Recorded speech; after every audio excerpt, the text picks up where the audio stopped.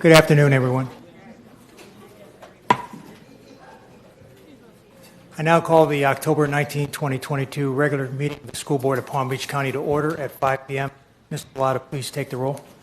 District 1, Barbara McQuinn. Here. District 2, Alexandria Ayala. Here. District 3, Karen Brill. Here. District 4, Erica Whitfield. Here. District 5, Frank Barbieri.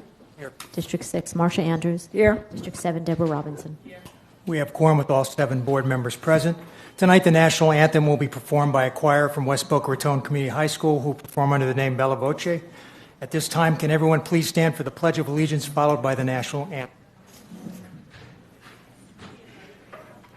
Pledge allegiance to the flag of the United States of America, and to the republic for which it stands, one nation, under God, indivisible, with liberty and justice for all.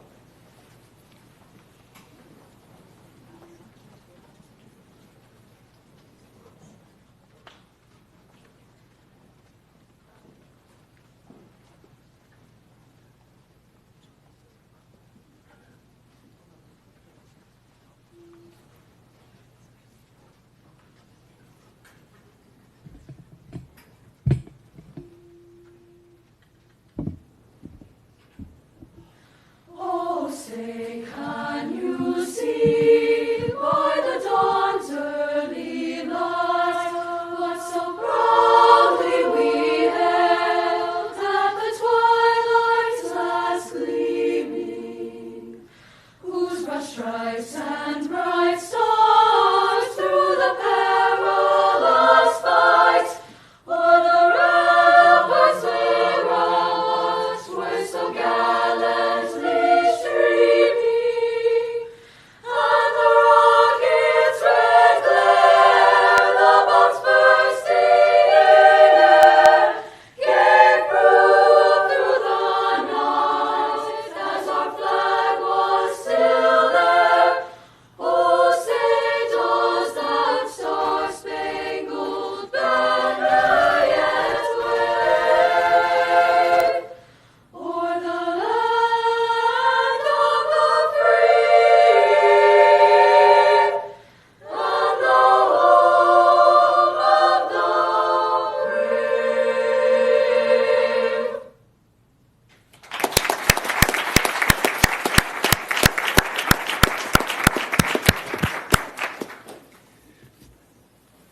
Thank you, everybody. Please be seated.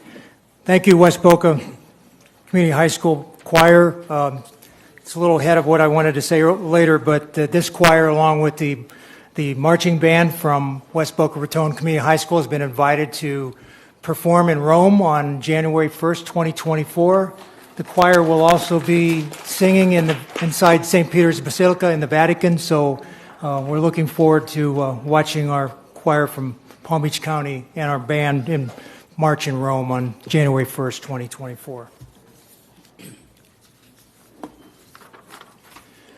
In addition to the board members here at the dais, also joining us is Superintendent Michael Burke, General Counsel Sean Bernard, Inspector General Teresa Michael, Board Clerk Tony Bellata, and our Student Government County President Natalie Fortin.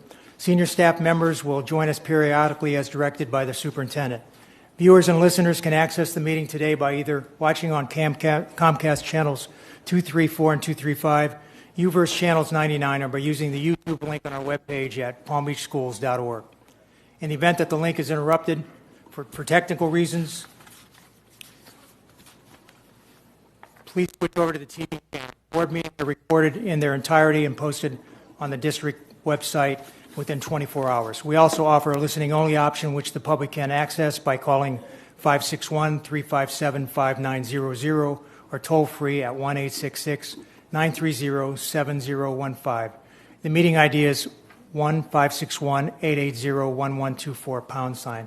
This meeting is being transcribed by a closed captioner, so remember to speak at a reasonable pace. On behalf of the board, I'd like to welcome any public speakers who are joining us today. The school board supports the peaceful assembly of persons to express themselves regarding matters concerning district students, employees, and the community. Please adhere to the safety protocols that were provided to you upon entry and which outline in more detail what is expected. As a reminder, public comments must relate to the subject matter of the agenda item for which the speaker had requested to address.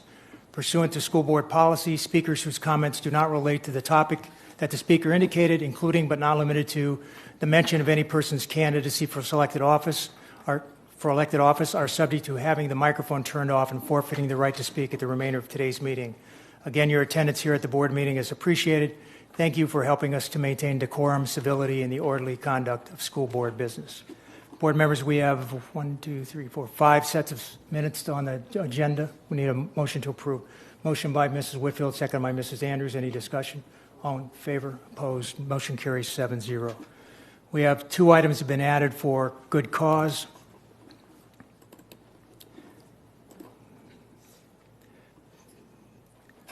Item COM5, Domestic Violence Awareness Month proclamation. Domestic violence is a major social crisis and healthcare concern affecting millions of people each year. There is good cause to add this proclamation to the board agenda due to the importance of increasing public awareness of this issue. And the other item added is P2, Personnel Addendum. Good cause exists for adding this item so that employees begin in their new positions as soon as possible. Mr. Superintendent, are you withdrawing any items? No, sir. Board members, are you pulling any items? Seeing none, we need a motion to approve the agenda.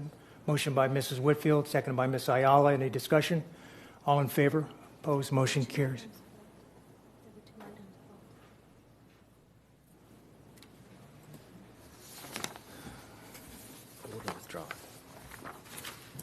Withdrawn by the board.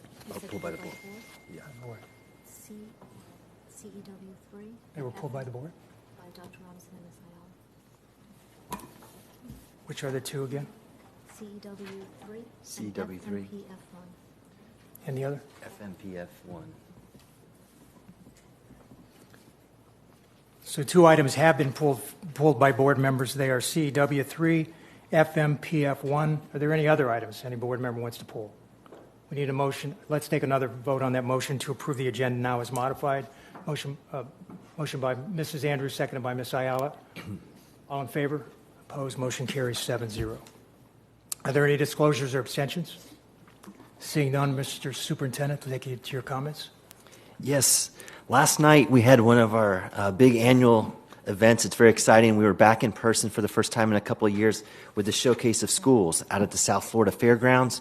We think we had about 12,000 people pass through. We had over, I think, about 125 schools displaying the 330 choice and career technical programs that we have in Palm Beach County. So with that, we've got a short video just to kind of show you how the evening went. Our school is an IB school. Did you know the School District of Palm Beach County offers more than 330 choice and career programs for students in pre-K through 12th grade? Starting as your freshman year, you're kind of like introduced to different parts in aerospace and in aviation. Schools throughout the district set up informational booths for this year's Showcase of Schools at the South Florida Fairgrounds, welcoming thousands of students, parents, and community members interested in applying for the 2023-2024 school year. For me to be able to tell them my experience and share what my school has to offer, I find it really rewarding, maybe sparking a dream that becomes a reality. There are many different programs and tons of options, and again, depending on your interests, there is something available for every student. The School District of Palm Beach County's mission is to educate, affirm, and inspire each student in an equity-embedded school system. Our wide variety of choice and career programs feed the passions of our students through unique programs that integrate the state's core curriculum. We want the parents to be aware and the students that they have these opportunities here in Palm Beach County and hopefully find something that captures their interest and puts them on a good path to be both college and career ready. CTE programs encompass rigorous courses of study, giving students the academic preparation, direction, and career-related knowledge to help them plan studies that are in line with their interests, abilities, and career goals and will meet future workforce needs. The board's goal is to make sure that every student is both college ready but also has a career focus that they can go into right out of school if they choose to go right into the workforce. Nearly 100 of our choice programs offer industry certifications. Even with the International Baccalaureate program, there's you're able to receive certifications as well. That's real-world documentation that is opening doors for our students, whether their postgraduate plan is to attend college, the military, or immediately enter the workforce. The choice application window begins November 1st. The deadline to apply for schools with auditions is December 9th. The application deadline for other choice programs is January 27th, 2023. Find out more at palmbeachschools.org/choice. I want to tell these students that the sky is truly the limit. Well, you can see our students are truly our best spokespeople, by far. And many were out there last night promoting the programs. I want to thank our choice department, Dr. Sheffield, Mr. Tierney, and all of the principals and staff that made that possible. I got a lot of positive feedback. Everyone was happy to be together, and I think the parents appreciated it. We also had a nice event last Thursday with thanks to our Education Foundation and all our many business partners with the Go Teach grants. And we had 65 projects were awarded grants. These are grants that teachers, maybe individual teachers or groups of teachers got together on to create interesting programs and opportunities for our kids in the areas of STEM and financial literacy and a host of other areas. So that was a great event. And October is a big month for recognitions. We've got National School Bus Safety Week. We are celebrating with a raise for our bus drivers. As of October 8th, we're now paying our bus drivers a starting salary of $20 per hour, and all of our existing drivers got an increase of $2.75 per hour. And this is the second increase in about 5 months.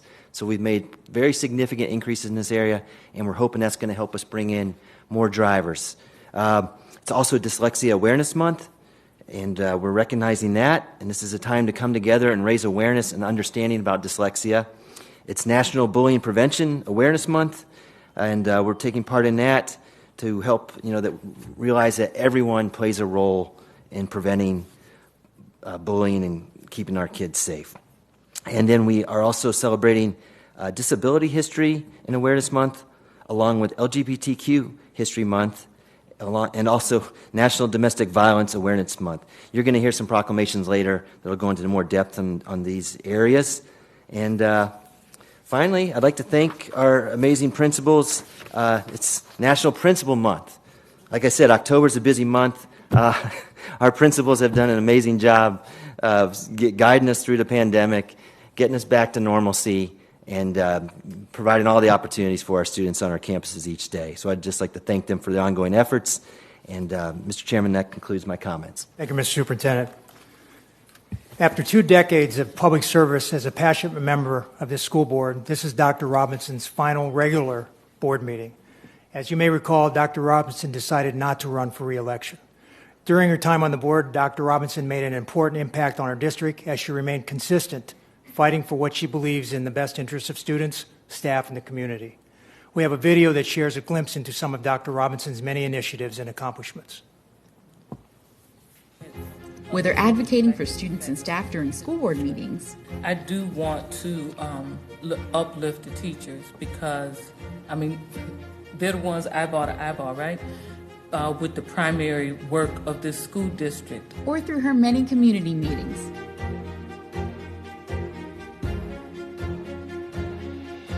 Dr. Deborah Robinson has spearheaded countless events advocating for high-quality education, instilling pride among students, bringing communities together to preserve history and create growth opportunities for children and adults. Here's the first building, the original Roosevelt building that housed many dreams, dreams that we will not forget and the dreams that we intend to honor.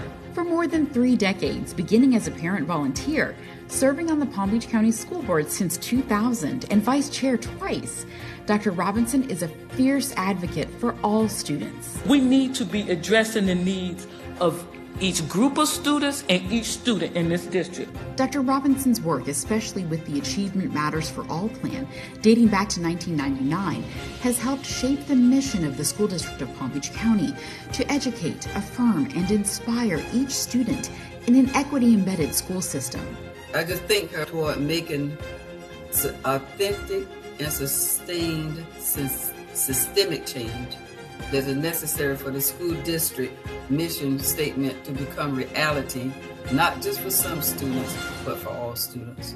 Dr. Robinson has worked hard to continue to empower and engage families. She was always stretching her arms to involve people in the community, especially people from the underserved population, those who have been underrepresented. She found a way to talk to them in a way to encourage them to get back into those school centers. She's been instrumental in supporting the Department of African, African American, Latino, Holocaust, and Gender Studies, helping share valuable information to better serve students and communities throughout Florida and the entire country.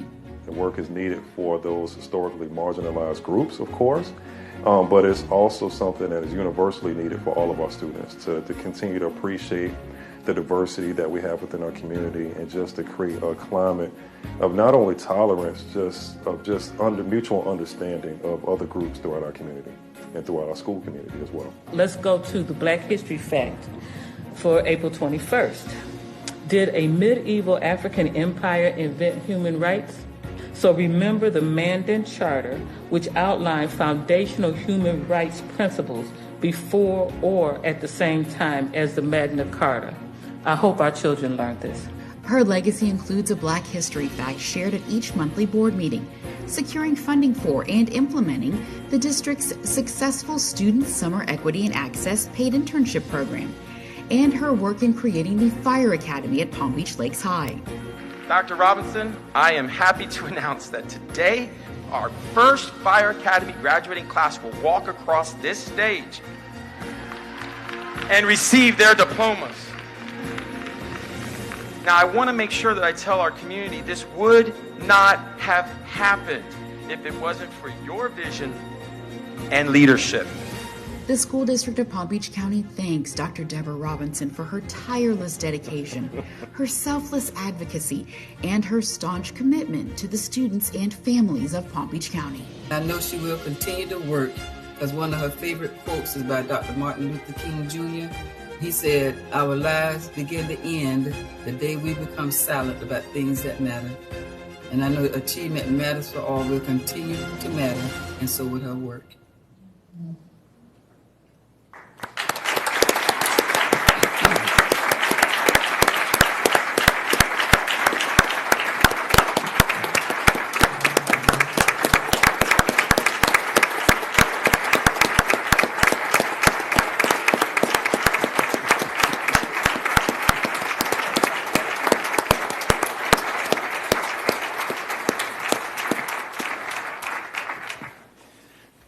Dr. Robinson, of course, will remain on our board until the November 8th election. Dr. Robinson, on a personal level, we often agreed and we sometimes disagreed, but it has always been a privilege to work with you on this school board. On behalf of the hundreds of thousands of children who benefited from the positive impact you made on their lives, I thank you for your dedicated service. Other board members, after the Mr. Superintendent, do you have some comments you'd like to make at this point? And then I'll get Yes, I'd be honored. Just quickly. I'd like to thank Dr. Robinson for always challenging my thinking, to teach me to consider multiple perspectives, to dig beneath the surface, to get to the true issue and just to gain a broader understanding and not just accept things as presented to me. It's been helpful. I also want to thank Dr. Robinson for all of her honest feedback. Sometimes it's tough to take, and sometimes it's very complimentary, but you know what? You value it because you know it's authentic. It's not just, praise. If she says something's good, you know it's truly good, and it means a lot to you. Speaking of the honest feedback, just quick story. My wife, long before she was my wife, worked for Dr. Robinson. And when we were first starting to date and become a couple, Dr. Robinson, my wife, Kristen, mentioned Dr. Robinson. She goes, what do you think about that Mike Burke? And Dr. Robinson, true to form, said, I don't know, he's kind of goofy. And luckily, Kristen saw past that, and we were able to get together and go on to get married. Now we've been married for 10 years. But, it was true. I am kind of goofy. So anyway, also, you supported me through one of the toughest periods of my career where I thought my career was maybe coming to an end. And you gave me good advice and supported me through that, and I will never forget that. And also, you were, I try to get people to laugh and I'm not always successful. And every now and then I was able to get Dr. Robinson to laugh a few times, and she has a beautiful laugh, and that was the greatest reward to any of my jokes. So thank you very much, Dr. Robinson. I will miss working with you. We've been together the whole time. I've been here over 24 years, so I got to work through the whole 22, and it's been an honor. So thank you. Thank you. Mrs. McQuinn. Dr. Robinson, I am so nice to have her, the emotional one here. I have known Dr. Robinson for 25 years. Now, she hasn't known me that long, but I have known her that long. I first met her when I was sitting as a principal in the audience, and she was not part of a workshop, but certainly the workshop had been, I can't use the word instigated by her, so I will figure out the word later when my husband is critiquing what I'm saying. But I learned from her insistence, that's the word I wanted. I learned back then that that there is a difference between equal and equitable.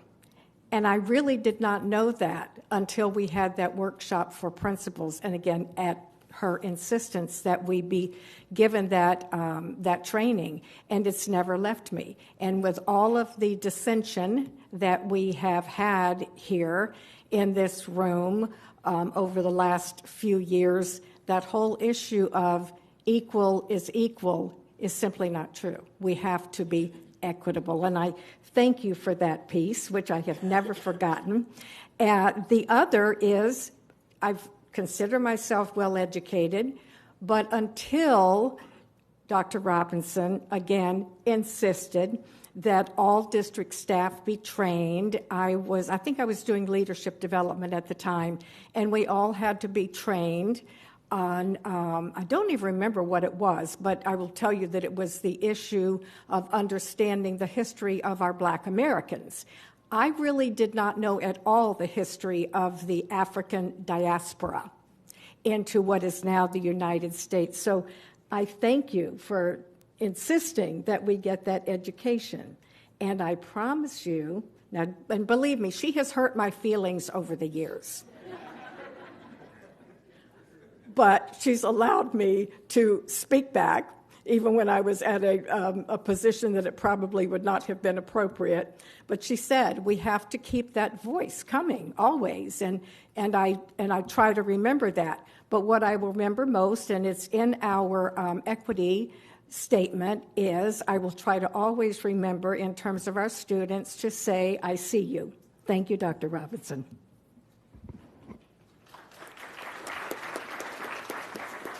Ms. Ayala. Thank you. Well, we have worked together the shortest amount of time, but during my time as a student in this district, little did I know you were behind the scenes that entire time, making sure that kids like me had a chance.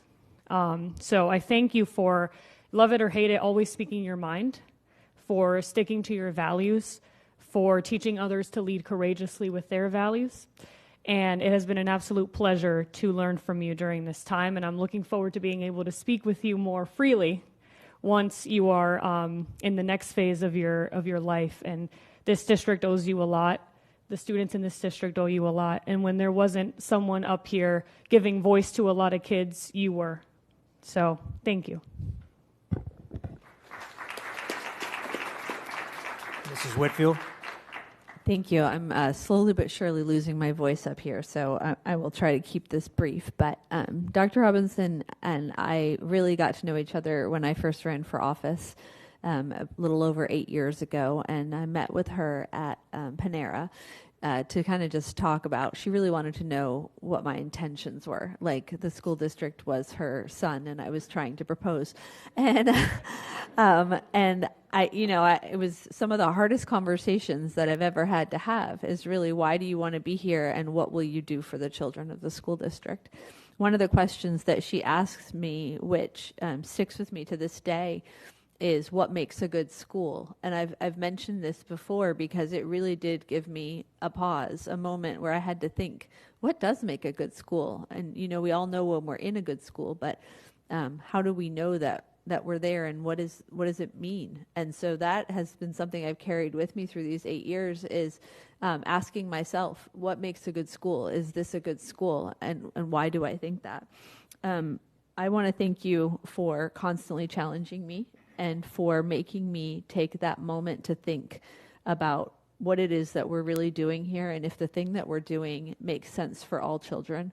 And that has been really the best thing that you can give to this district. One thing I would like to say about your legacy here, and it's broad and it's wide and it covers a lot, and the school district really is in your debt for, I can't believe you put up with us for 22 years. It's a very long time. But I know that you're not done and you'll be coming back, but I think the legacy of the school district is really in the pause during every item when we have a question about what we're doing. I think everybody on this dais looks to you to think, what would Deborah Robinson think in this moment? And so I think that pause is what you've given us as a board and as a school district, is to think, are we doing right by all the children? And that is the moment that you've given to us. And I think we will carry that forward, and I hope we can make you proud. Thank you.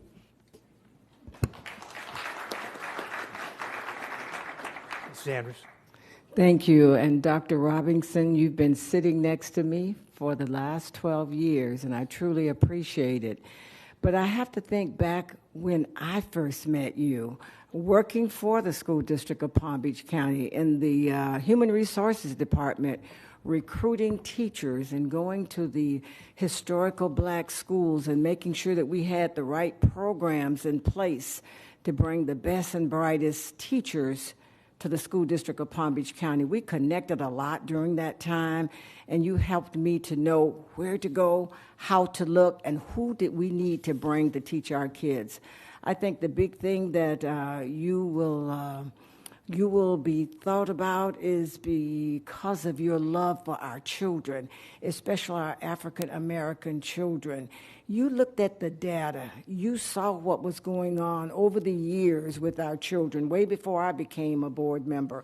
And you began to talk about what this district needed to do to not leave children behind, especially our African American children. So I knew as a recruiter here in the district for a lot of years that I had to really work hard to get the best and brightest teachers here for our children, all of our children. But I'm pretty excited to say that you have helped me to grow as a board member, because you are always fierce in your knowledge and your study of these board agendas and what's going on in these schools. And you always took a courageous stand to fight for all people, not just the children, the employees. You were ready to challenge all of us here on this board on how we could do a better job in helping our employees be better, to do better, and to be able to get support so that they could be better. I want to tell you, Dr. Robinson, you are the board member for my community, the community that I grew up in, the children that play on my streets where I grew up in. So when I come in here to this board meeting each week, I always think about you because you have the Black History facts. You always know when our kids are getting what they should be getting or not getting, and I listen to that, and I watch the agenda and work myself around learning from you to be a better board member every day. I will miss you. I love you, but I know you're not going to stop, because your work was not political. It was more about support for caring, a public service for all of our children, especially our African American children. And I know you will continue in the community to do this work, because there's a lot of work to be done. But I think I speak on behalf of maybe every last one of the board members. We love you, we're going to miss you, and we're going to remember the kinds of things you brought to this board. And we're going to govern ourselves accordingly so that we can keep your legacy alive by asking the right questions, the tough questions that's going to help our children grow, develop, and be successful. Our employees grow, develop, and be successful. We love you, Dr. Robinson. We really do. Ms. Brill. Thank you. So, Dr. Robinson, you may not remember me from when you were first elected, but I remember you because you were the talk of the disability community. Here was a newly elected school board member who made the time to go to the ESC advisory meetings, to listen to our issues. And the talk was, we've got a new board member who really cares about all students, who cares about the success of our students, no matter what their abilities or differing abilities are.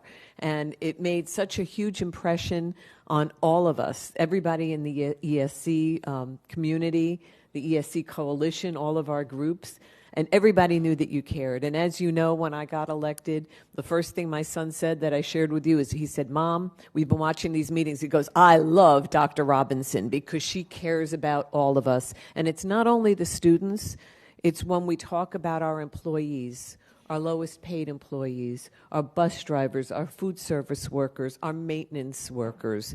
Dr. Robinson has always been a strong advocate for everyone. And yes, there were times when we didn't agree with each other, but that's how you move forward. You have to have those hard conversations. I've learned so much from you, but I want to learn more, and I want to continue to have those conversations, the discourse, disagreements. I know your frustration because you don't feel that you've made as much progress as you've wanted to, but you have. You have made your mark on this district. You have changed this district. And I know what it feels like. I mean, I look at, advocating for the special needs community. I feel the same way. I know we've made progress, but there's so much more to go. And I know your work isn't done, but I hope that we will continue to have conversations, not just when you're standing there yelling at us from the other side of the dais, but that we can have some good conversation, because I will miss you sitting up here, and I appreciate you. Thank you. General Counsel, would you like to say anything? Yes, I would. Thank you, Mr. Chair. Dr. Robinson, you are truly going to be missed. While it's a sad time, because I was going to say, while it may seem sad, there's something to be said about being here in this moment and seeing you get your flowers, because you have done more than earn them. This is your moment, and you deserve everything that everyone has to say about you. It is your time, and I just wanted to share just a little snippet of what my office put together for you. You have it. It's a beautiful plaque that we put together, but I wanted to share some of it with the public and for you to hear some of these words that my office and my team put together, because we really do think of Dr. Robinson kind of as an extension of our office, because she challenges us. She pushes us. And she, I've had conversations with Dr. Robinson. She's an out-of-the-box thinker. And that's important. That's hard to find. And so we appreciate that. I appreciate that. And I know I wouldn't be sitting here if it weren't for you, Dr. Robinson. And so I love and appreciate you. And it just can't be summed up in this moment in the right words. But here's a little snippet just for the public and for you, Dr. Robinson, to hear what we put together for you, because your Black history facts make an impression on all of us. And so in recognition of the celebration of Black history, 365 days of the year, in this Black history fact, we honor the service and dedication of Dr. Deborah L. Robinson to the Palm Beach County School District. A proud HBCU graduate, Dr. Robinson spent her career as a medical doctor in service to others and applied that same passion to advocacy and leadership as a Palm Beach County School Board member. With her first election to office in 2000, Dr. Robinson has remained committed to students, employees, and community of the Palm Beach County with the zeal and vigor necessary to address issues of inequity and achievement, pushing the school district to new levels of education and success. During her tenure as a school board member, Dr. Robinson steadfastly advocated on behalf of marginalized communities, particularly of the African diaspora. A trailblazer and visionary, Dr. Robinson championed initiatives focusing on the social, emotional well-being of students and staff, as well as providing real-time mental health supports on every school campus. She promoted the portrait of a graduate, literacy initiatives, and the use, and this is important, especially to someone like me, the use of data to inform decision making. This is just a little snippet.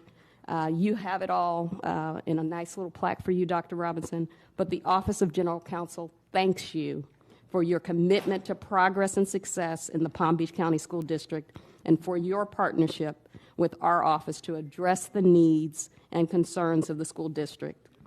As you continue on your journey, we know that your work and being a change agent is going to continue. We thank you, and you are most definitely a servant leader. Thank you. Inspector General Michael. Dr. Robinson, as one of your 3 employees, I think all 3 of us can say, you challenge us. And you challenge us in a good way. A lot of people think that the Inspector General's office and the superintendent and the general counsel, that we're controlled by the board and that they tell us what to do and we're the puppets.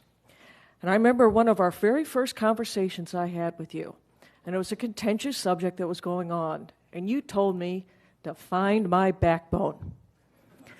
And you told me to get hold of it and stand strong for what I believed, irregardless of what any of the board members felt, including yourself. And you told me to stick to the integrity and commitment. And I got to tell you, as a brand new IG here, that meant a lot. That told me that I was coming into a good environment, one that does have commitment, integrity, and ethics from the top down.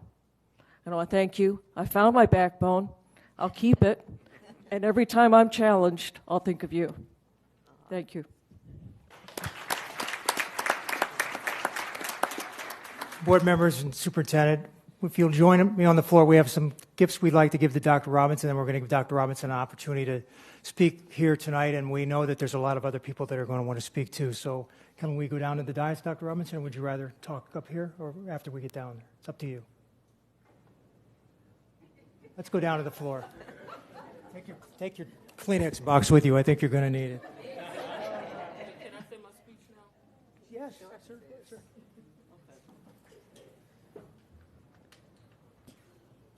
Oh, Lord, have mercy. Okay. So, 22 years ago, I said that there were no throwaway children here. Well, we throw away fewer, but we still don't live up to my expectations. We also do not fully develop all of the human capital in our charge. In 1998, while he was campaigning to be elected to this school board, Mike Rio said, and I quote, "The school board is not about students or education, it's about money and power." Well, there are people, including some people on this dais, that ran for money for their friends and positional power. I ran to change the system in order to better prepare the next generation. I have fought for system change. I have fought for our students and our employees, especially the least of us. I did not fight for the friends and family plan. I have few regrets. One is that I failed to prevent this school district from scapegoating Priscilla Maloney, as I did the best I knew to do at the time. Another is that I did not accomplish as much progress as I had hoped. It's a regret, but not failure. I did not build this system. I do not maintain the disparities in this system. There are many, many moving parts, people, policies, and practices that actively and passively maintain these disparities. I see them. I see them clearly, and it sickens me. There are many things that I am proud of, though. I am terribly proud of my family. Tay Gaines, my husband, first of his name, Stand up, Tay, because no one ever sees you. Okay.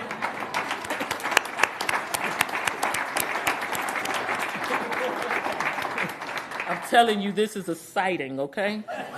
Really, Dr. Robin, we thought you were kidding all these years about being married, huh? I know. And my husband is a psychiatrist that from time to time has asked me after school board meetings if I needed antipsychotics. And then my 3 Tays, where are you? Would you stand?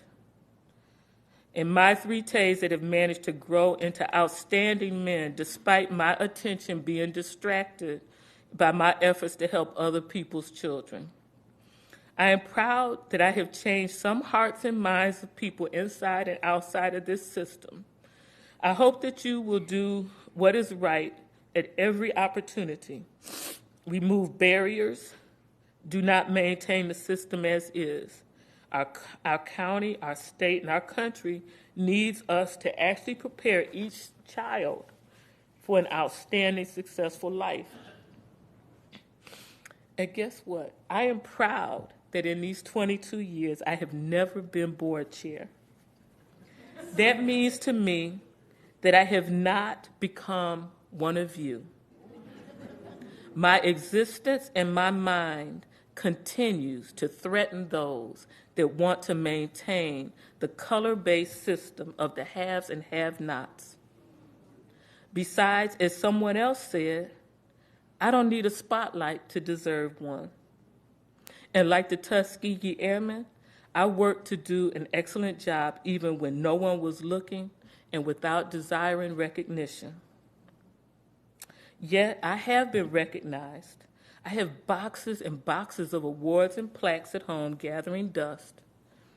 The one actually that gives me the most pride is the Mildred Hastings Award, named for the mother of the late Congressman Alcee Hastings and presented to me by him.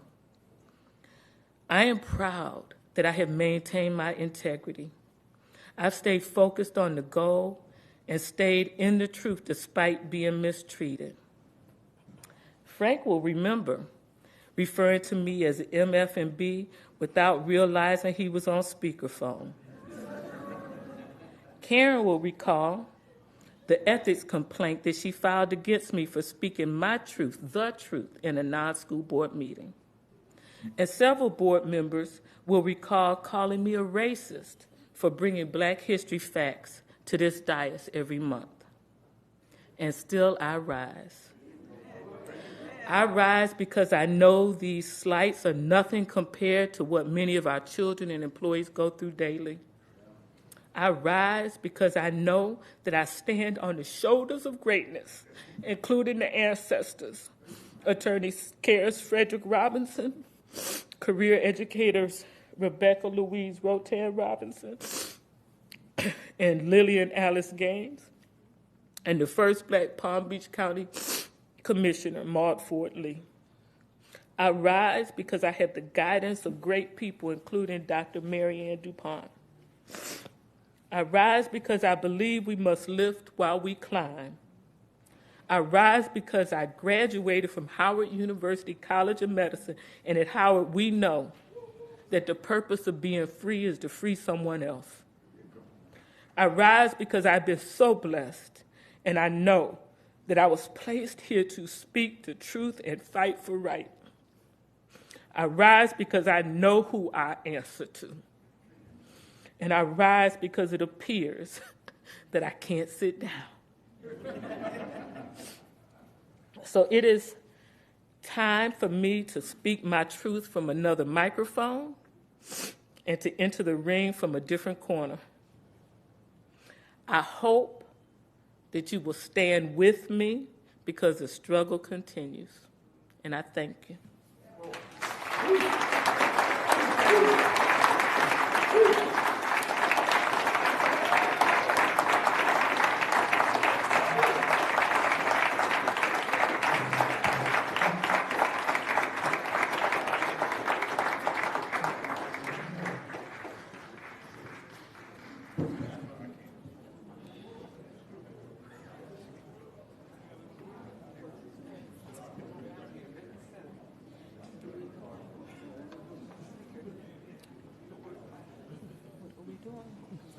think they're presenting with something.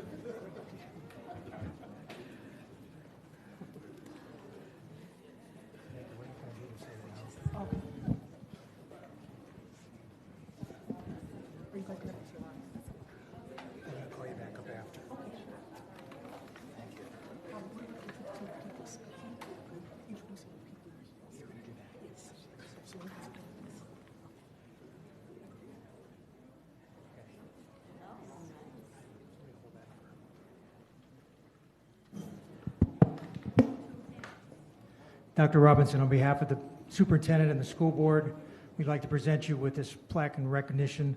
Do the best you can until you know better. Then when you know better, do better. This is what you put on all of your emails. We want to make sure that we remember that here. Award of recognition honoring Dr. Deborah L. Robinson, MD, for 22 years of dedicated service to the Palm Beach County School Board. The Palm Beach County School District hereby commends you for your relentless service years, 2000 to 2022. Congratulations. You're welcome.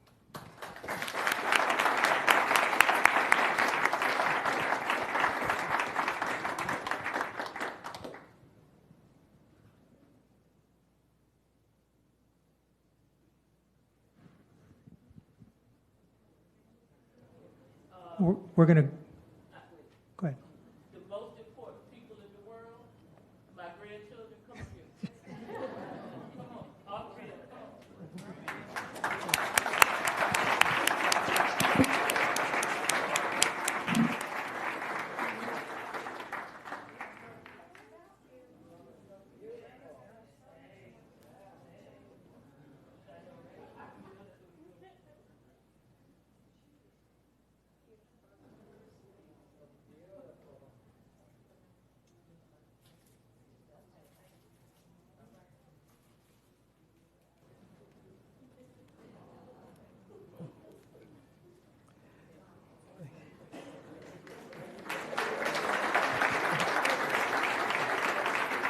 That's fine. Will the rest of Dr. Robinson's family please come up?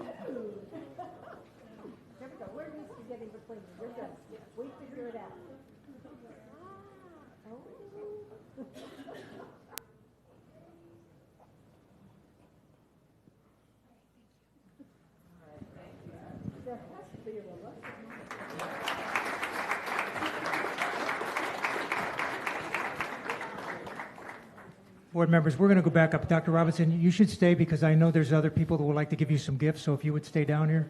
The rest of us will go back up to the dais.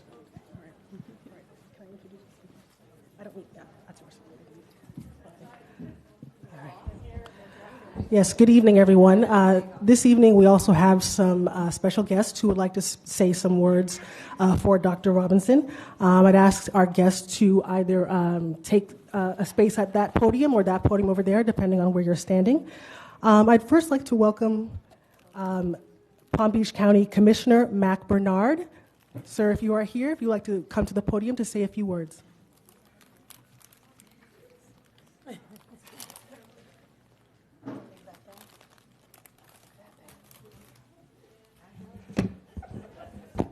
Yes, you have to stand there.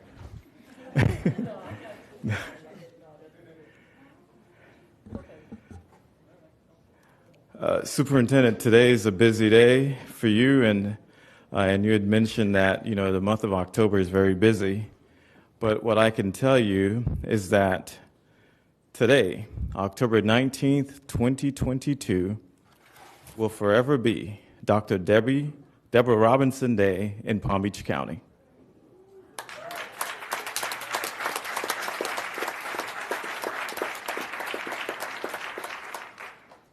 Whereas Dr. Deborah Robinson affected the development and future of children and ensured that students were prepared to excel locally, regionally, and globally.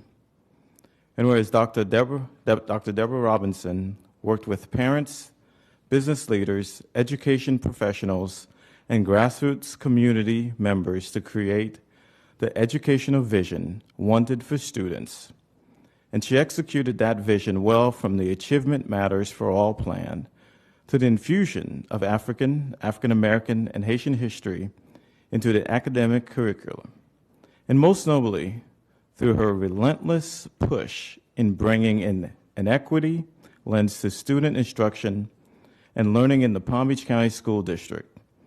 And whereas Dr. Robinson's visionary leadership has resulted in the repurposing of the Delray Full Service Center and Roosevelt Full Service Center into the state-of-the-art educational and technical centers.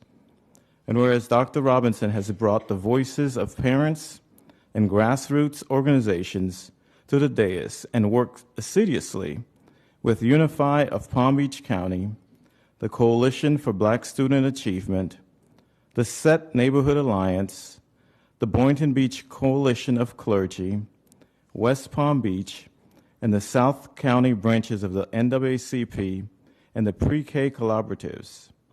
And whereas Dr. Robinson built a collaborative and transparent culture and worked with the Children's Services Council of Palm Beach County to create a variety of in-school and aftercare experiences and greater opportunities for high-quality instruction and interaction between parents and students.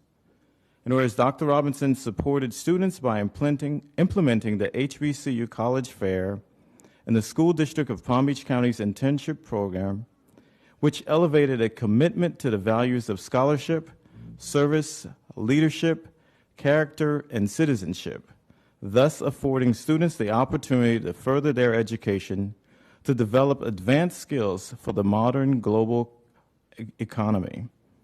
And now therefore be it proclaimed by the Board of County Commissioners of Palm Beach County, Florida, assembled in regular session this 18th day of October 2022, that this day, October 19th, 2022, will forever be Dr. Deborah Robinson Day in Palm Beach County. Congratulations.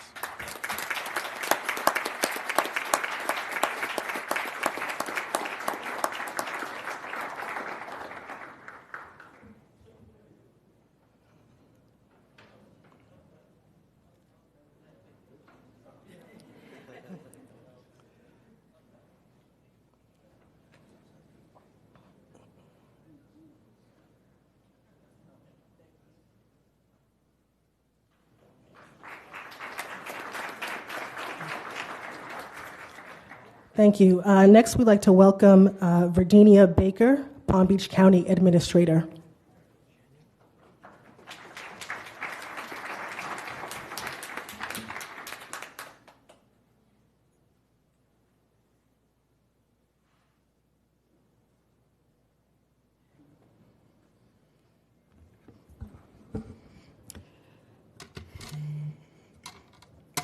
Good evening. Chair Barbieri, members of the board, Dr. Deborah Robinson. I would like to publicly, I'm not going to look at you because I'm going to cry. I would like to publicly thank you for your passion, your commitment, dedication to this community. We thank your parents, Flint, Michigan, for the feisty woman that they sent us. We'd like to thank your family because we know the endless hours you have dedicated, not just to the school board, but to this community as a whole.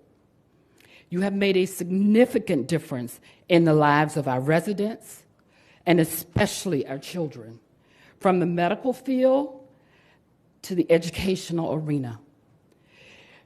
You formed the Progressive Association of Neighbors, Inc., to ensure neighborhood children were provided summer camps ages 5 to 13. You also included reading activities as a part of the camp. You were very instrumental in the creation of single-member districts for the school district. I painfully remember. You were selected as a result, and we have enjoyed your leadership through 22 years in this position. Our children especially, and especially our African American children. I want to thank you for your professionalism, community, and personal relationship. And yes, she has yelled at me.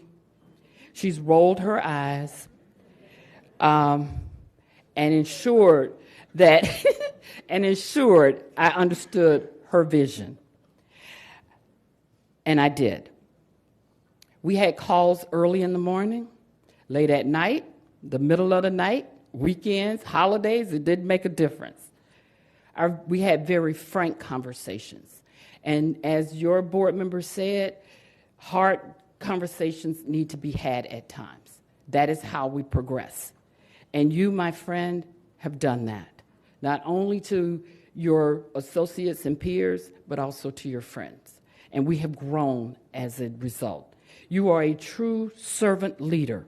And I know you're leaving the school board, but not the community. And I accept the fact that I'll continue to work for you. We have more work to do. However, for a fleeting moment, just a fleeting one, you should enjoy retirement. So I found a poem fit for you. Hello to a New World by Sally Painter. You've paid your dues, done your time, put in long hours too, and now you're ready to retire. That doesn't mean your life will end. Indeed, it's just about to begin. Great moments lie in wait for you, where life is free of schedules, time clocks, and company rules. Adventures abound like sparkling jewels. A world of fun discoveries to relate that come without any expiration date.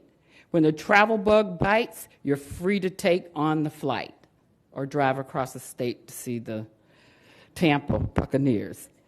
And since you're the boss of what you do, always, retirement plans are all up to you.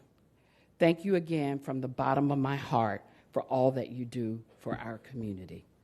I love you, Sora.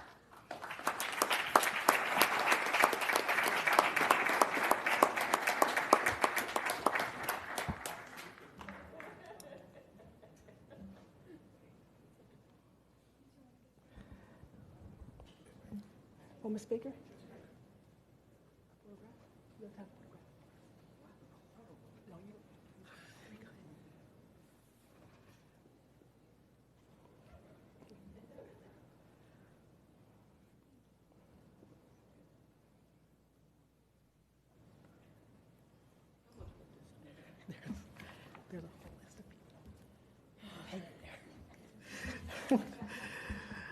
All right, next we'd like to welcome Roseanne Brown, former City of Riviera Beach Public Information Officer.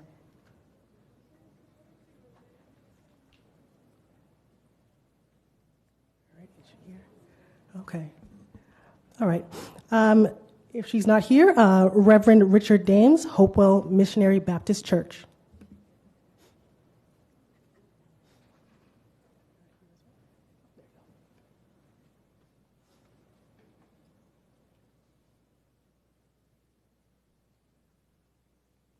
Good evening, Mr. Chair, members of the board, Dr. Deborah L. Robinson. After 22 years of serving the children in the various communities, hear the words that Boys the Men pen. How do we say goodbye to what we had? The good times that made us laugh certainly outweighed the bad. And so, Dr. Robinson, on behalf of our children and communities of diversity, we say thank you. On behalf of your constituents, thank you for your years of serving the least, the lost, and the left out with compassion and concern. During the pandemic, you were out front in providing information about the effects and danger of COVID-19.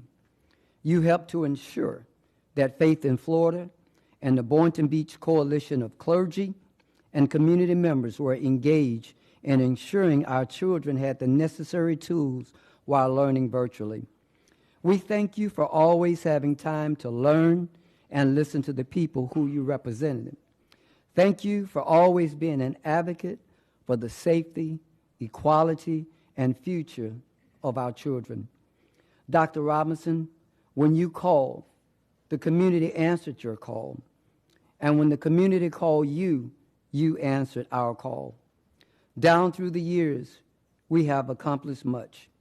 And so as your time for serving on this prestigious board winds down, hear the words of the Apostle Paul. Your departure is at hand.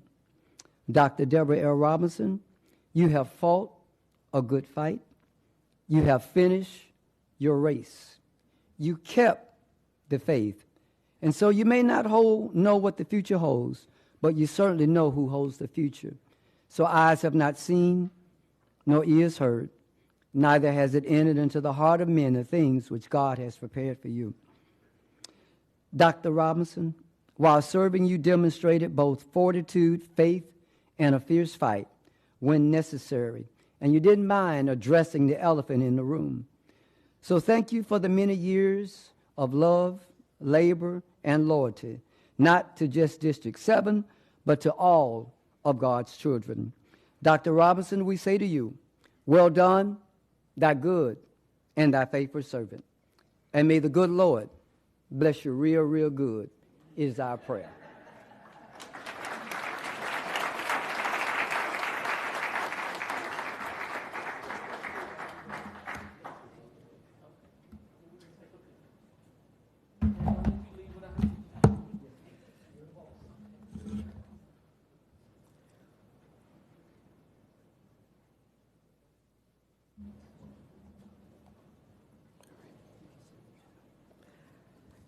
Thank you. Next, we'd like to welcome Dr. Patricia Sharon Burks from T. Leroy Jefferson Medical Society.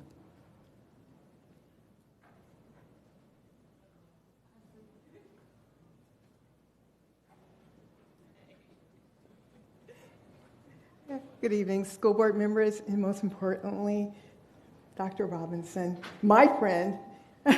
I'm here on behalf of T. Leroy Jefferson Medical Society. We're giving you the 2022 Community Service Award for what? We're giving her the service award because Dr. Robinson had mobilized over 30 school buses and school bus drivers to meet our one event. Every spring we have a career symposium where doctors, nurses, any healthcare provider goes to Inlet Grove School. And we have over 600 students who come. And I see another friend in the audience. We have gone to school. She's opened the door for us to just go in among the students and just tell them what it's like to be a doctor. Mary McLeod Cookman School. We've gone to Glade Central and taught students how to fill out their college applications. We brought in professionals through her assistance to help them go over their declaration for the colleges, and we've been successful. Dr. Robinson, you've been a real resource for the community, and again, you've spoken for the underachievers in the past. You know, we wonder now who is going to speak for you. I haven't heard who is taking your place, and where will we turn for this type of assistance, because we're not going to stop. We're still here. And Dr. Robinson, if you could point out some people, please. My award here says, you've been a mobilizing force for educating children in Palm Beach County, and you've given us like exceptional resourcefulness during the COVID-19 pandemic. You allowed us to teach. We have infectious disease doctors who taught courses in COVID-19, and I included personally, because of our friendship, a symbol from the Ghana people, and a Dinkra symbol. I'm sure you know what that is, a picture of words, symbols.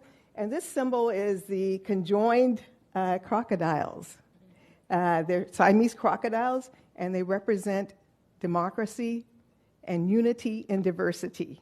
And that is you, Dr. Robinson, my friend.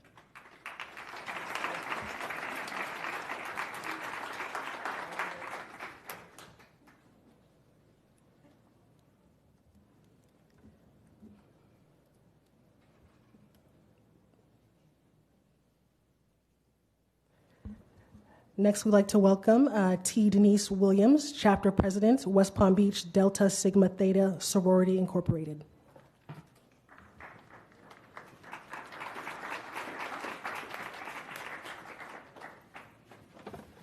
Good evening, everyone. Will all my sorors of Delta Sigma Theta sorority please stand? Good evening, Dr. Robinson.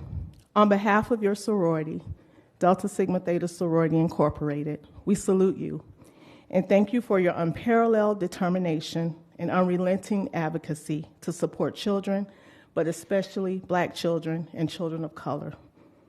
When you were initiated in the West Palm Beach Alumni Chapter in 1994, your tremendous humility and unimaginative resilience were evident, and we knew you would be a force to be reckoned with. Under the umbrella of our sorority, all your efforts to ensure equity and monitor justice and fairness align with action and service for the sorority's National Social Action Agenda.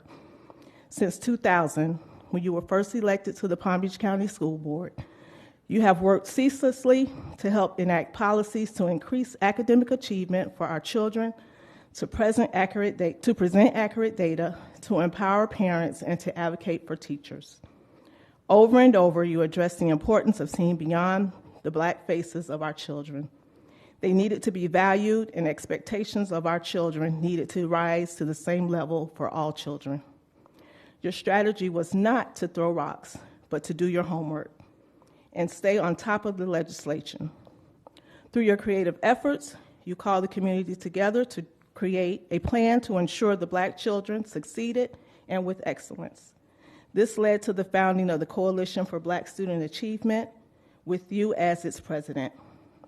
These efforts resulted in successful negotiations between community, the superintendent, and school board, who approved the Achievement Matters for All plan in 1999, and your election to the school board. The incredible list of your accomplishments could fill volumes. You are an extraordinary leader. Congratulations for over 2 decades of educational advocacy and success. We want you to take a deep breath, just pause for a moment, because work continues tomorrow, and we will continue to work with you. Congratulations.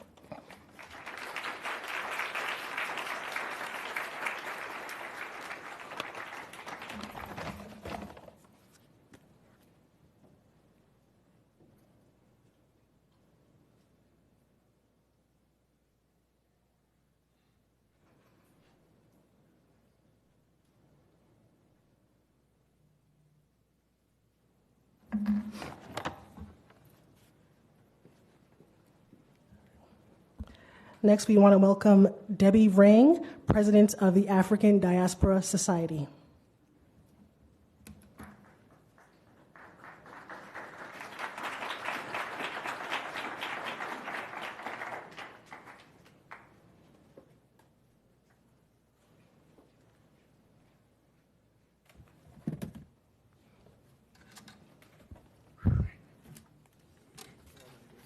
Well, congratulations, Sora. Outstanding school board member. We commend you on being an extraordinary, a strong, and outstanding school board member. You truly broke the mold for what this position had become over the years, and you rewrote the criteria for the job description. Your advocacy started long before you were elected to the board. It started in Michigan with your activist parents, and you followed in their footsteps. I thank you for your sacrifice, your vision, and your 30-plus years of advocacy. And that advocacy was not only for your 3 children, but for our Black children and all children of color, and for seeing the need that they would have the opportunity to have access to assessments, PSAT, advanced placement, and dual enrollment. Thank you for pushing. Thank you for supporting.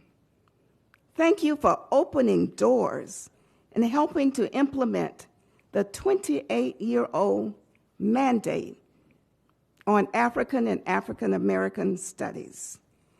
Thank you for the Black History facts at each meeting. And each time I heard one, I saw the face of Queen Nzinga, Hannibal, Toussaint, Dan Hendricks, Eva Mack, Maud Lee. I salute you for your research and staying on top of the data, for reading and interpreting state and national legislature, testifying before Congress, and making sure our voices were heard. Thank you for listening when we were sure no one else was. And after you finished listening, you said, so now what are you going to do? Tell me what to do, because I'm not going to do it by myself. Thank you for joining us and seeing the desperate need for a Black historical society that will develop into a museum as well to maintain the history of the historic Roosevelt High School, for the history of the county and state and the diaspora that includes all the cultures. You pushed, we joined, and the results are phenomenal. In Swahili, we say asante sana. Congratulations.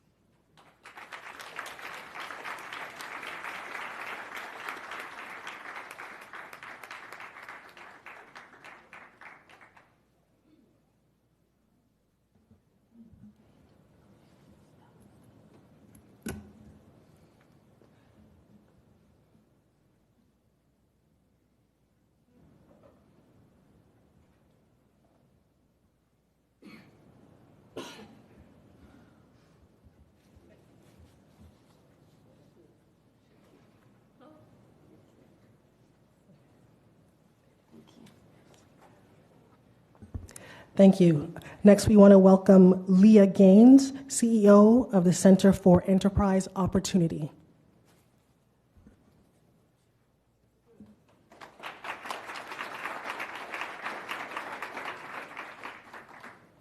Good evening, Board. Debbie, we're here tonight, and I'm here representing the Coalition for Black Student Achievement, and we wanted to share and honor you this evening with a little bit of history of how you got to be here. We're so proud of you because we feel that you're one of us, and we know that we're with you every time you're on the dais.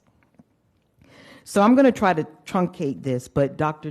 Marianne DuPont has done an outstanding job, and we will be presenting to you later this evening a historical record of the Coalition for Black Student Achievement. She and her daughter, Tiana DuPont, provided the record. But in 1998, complaints regarding the status of Black children in Palm Beach County came to the fore. And those complaints were around the fact that Black children were taking the brunt of carrying the burden of busing just to achieve racial balance, not even racial equity in education. There was an overrepresentation of Black students in ESC programs. There was severe academic underperformance and low expectations. Well, 5 community-based organizations, grassroots organizations, came together and founded the Coalition for Black Student Achievement. The purpose is evident. It really is to focus on Black children to ensure that they have the appropriate educational and academic resources to be successful in life. Those organizations at the time, West Palm Beach branch of the NAACP, under the leadership of Emeritus President L.E. Bowie, and the then President Bill Washington. Urban League of Palm Beach County, President then Thyra Starr. Black Youth Enrichment Association, Chair Brother Carl Muhammad. Glades Area Environmental Justice Initiative, Project Coordinator Cynthia Larimore, and the Riviera Beach Education Advisory Board, who was chair at that time, Worry Leonard. We had some friends who now you join. Congressman Al C. Hastings, who was really the first sent to Congress from Florida since Reconstruction. Senator Mandy Dawson, who was the first from Broward to be elected to the House. And Commissioner Maud Ford Lee, who you've heard her name several times tonight, the first Black Palm Beach County Commissioner.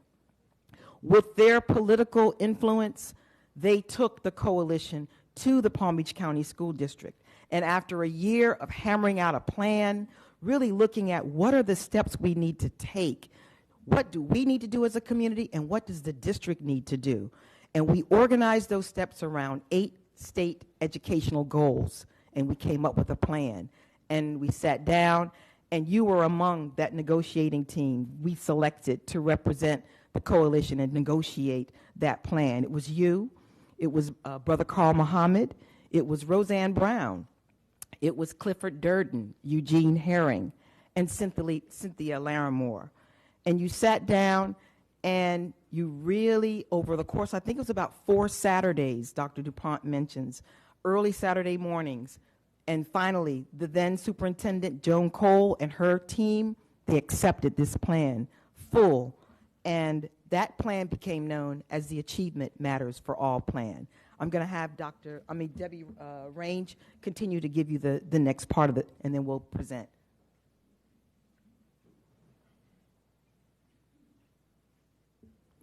So when that plan was completed and approved, it included exactly 57 steps.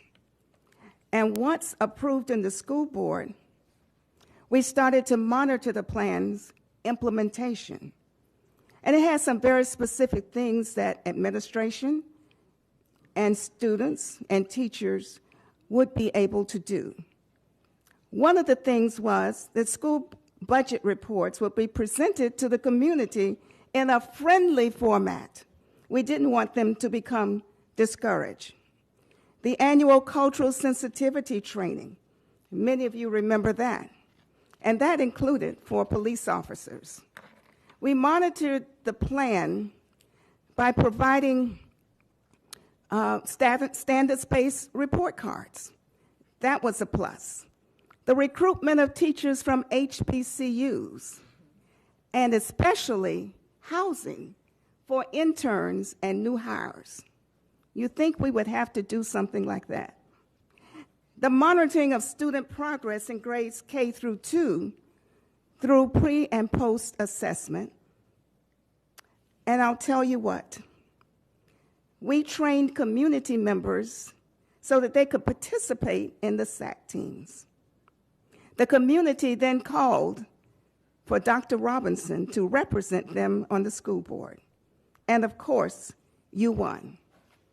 As Dr. DuPont put together this presentation with her daughter, Tiana Roundtree, the final thing she says is that achievement matters for all is not merely a slogan. It is the simplest statement of our core beliefs and values. Achievement matters for all. We must accept no less. Congratulations. And we do have a presentation.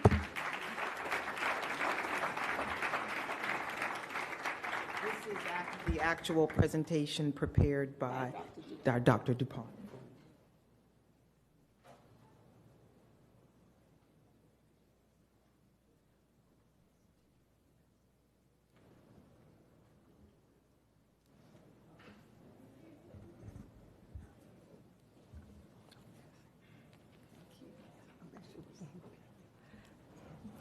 Next, we want to welcome Mr. David Alfonso, principal at Palm Beach Lakes High School.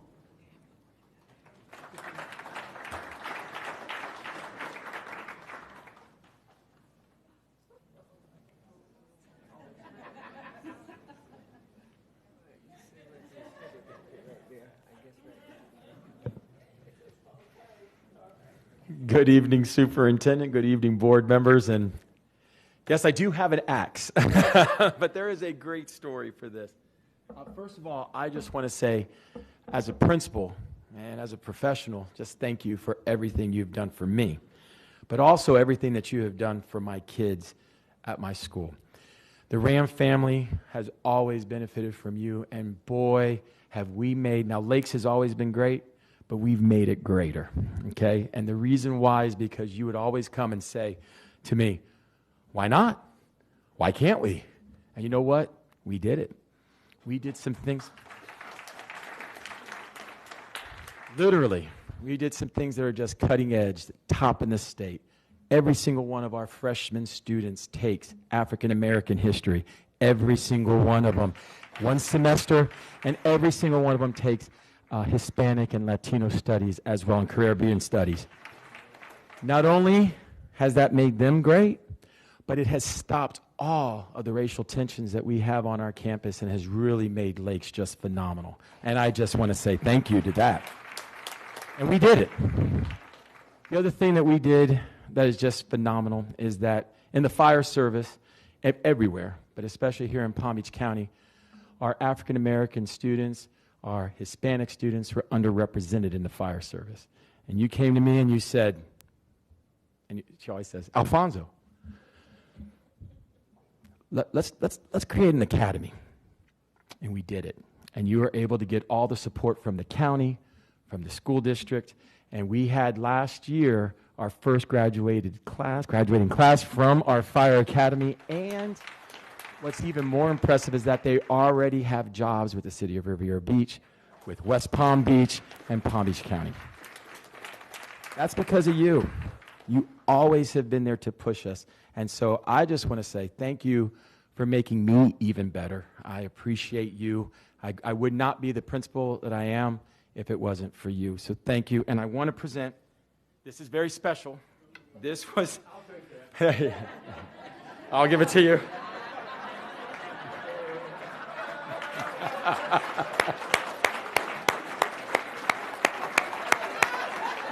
That was good. That was good. So that was presented by the very first class, and it was presented to me, and it means a lot to me. But I wanted to give that to you for just everything that you have done, not only for Palm Beach Lakes High School, but for the whole entire school district. You're the best.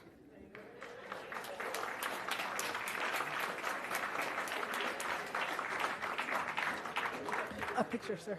Yes.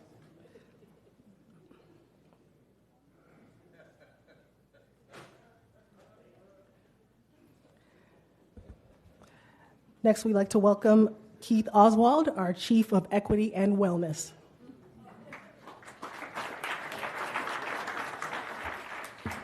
Good evening. And first, thank you to the Coalition for Black Student Achievement, whoever's here tonight. Thank you for the time tonight to add to the outstanding comments and work that Dr. Robinson has accomplished. First, Black History Fact. W.E.B. Du Bois is regarded as one of the most important African-American activists during the first half of the 20th century. Du Bois was a spokesperson for African-American rights whose work helped change the way that the lives of Black citizens were seen in American society. The following quote from Du Bois summarizes how Dr. Robinson has worked on the school board for the last 22 years. Now is the accepted time, not tomorrow, not some more convenient season. It is today that our best work can be done, and not some future day or future year.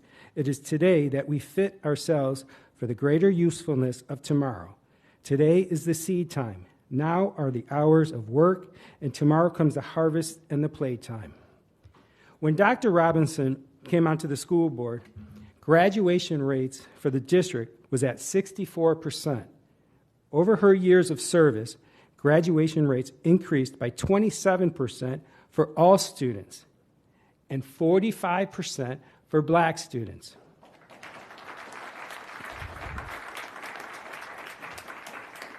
Think about that, 45%.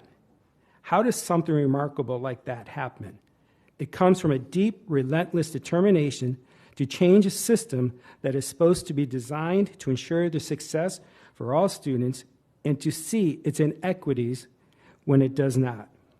Dr. Robinson has fought for years for students who are unseen, and she unapologetically pushed the system to recognize its challenges and to do business differently. She can always be quoted saying, if we succeed with our most challenged students, it will lift all students. Clearly, we see that in the graduation rates. Along her journey, she has inspired thousands of people in this system to fight for that dream of success for the students unseen. But making a difference in a large bureaucratic system is not easy. It is hard work going from one issue to another. even challenging those following that vision that they too might be the problem, like me. I know. I have had many of those conversations with Dr. Robinson, and I am a better and change leader for it. And her impact was not just internal. Dr. Robinson has forced a change in other systems, nonprofits, philanthropy, criminal justice, to name a few. For those systems to see the inequities that exist and how they suppress. Again, unapologetically, she held the conversations that needed to be held for others to see the realities as they existed for many of our students and family in the community. This work continues to transform how many work and what we expect for all students. I could go on for hours on Dr. Robinson's impact on our community, project after project that pushes for a better future for unseen students. Dr. Robinson, you have inspired and changed the way we work. Transparency and accountability are more institutionalized than ever before. Through this change to remove the existing inequities, the work will continue until every unseen student has success. Dr. Robinson, I know you are about to leave this board, and it leaves you with much unrest of the work that still lies ahead. So I leave you with one more quote from Du Bois that might give you some better rest. I have loved my work. I have loved people and my play.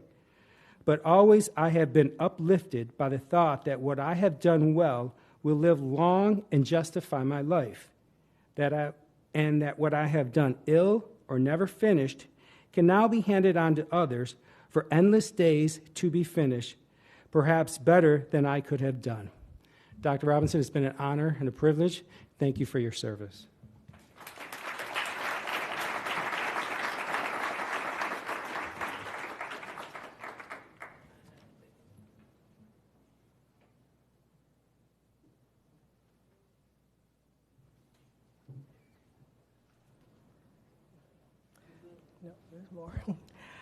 Now we'd like to welcome Senator Bobby Powell.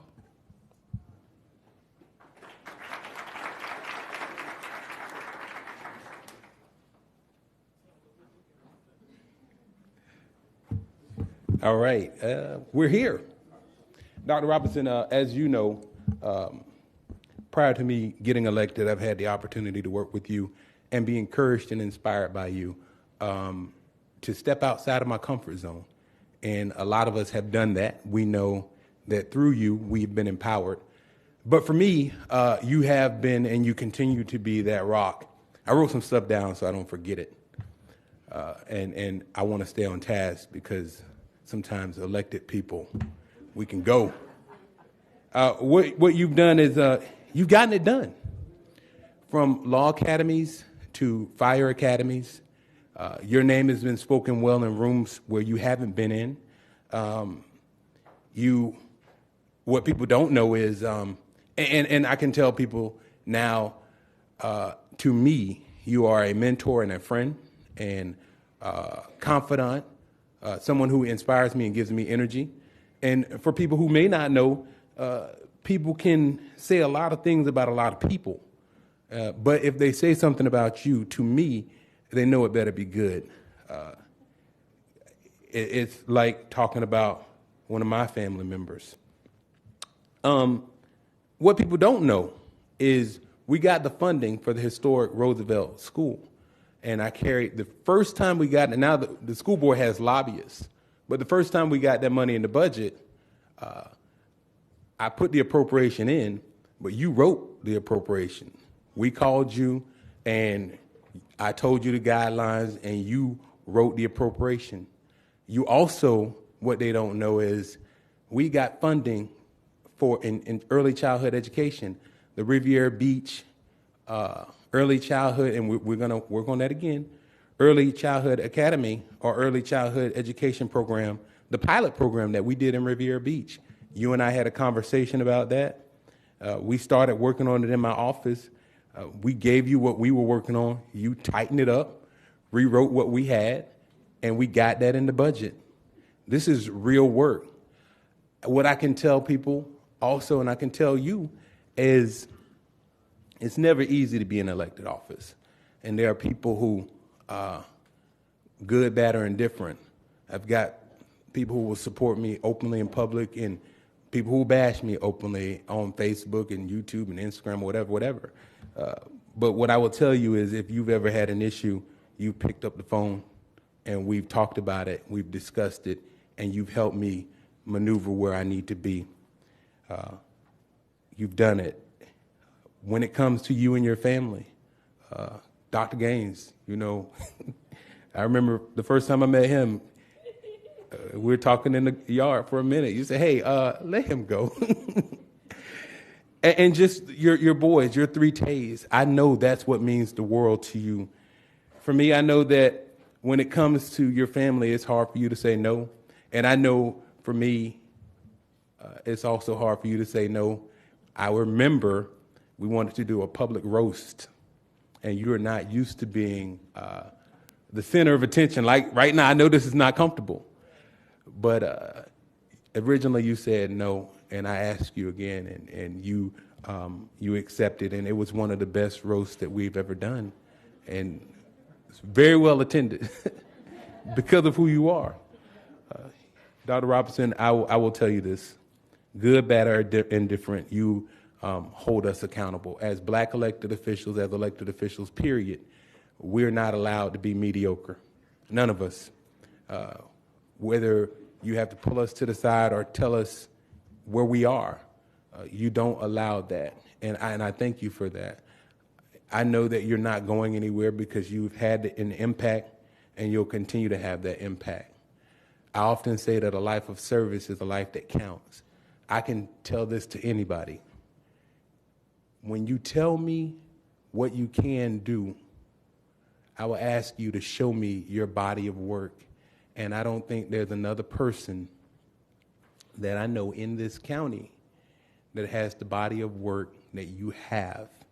Not just your own body of work, but the work that we have done together that people don't know about. A life of service is indeed a life that counts, and I thank you, I honor you, and I look forward to continuing to work with you and for you because I know that you won't let us stop. Thank you, Dr. Robinson. We appreciate you.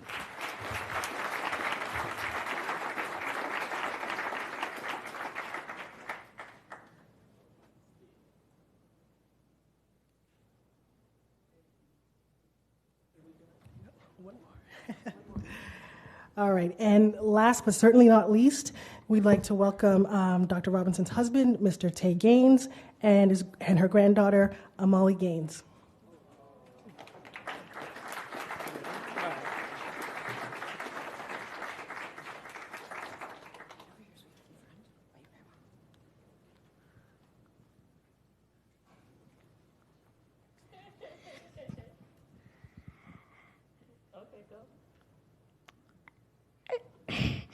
I would like to thank you for being on the school board and supporting us children so that we could have a place to learn and so we could learn about everything that we need to learn about.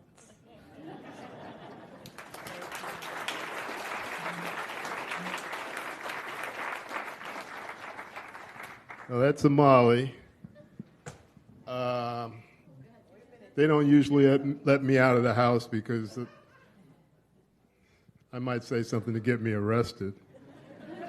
So I'm not going to expound on critical race theory, or I won't say gay, or I won't make anybody in here feel uncomfortable or ask their menstrual histories.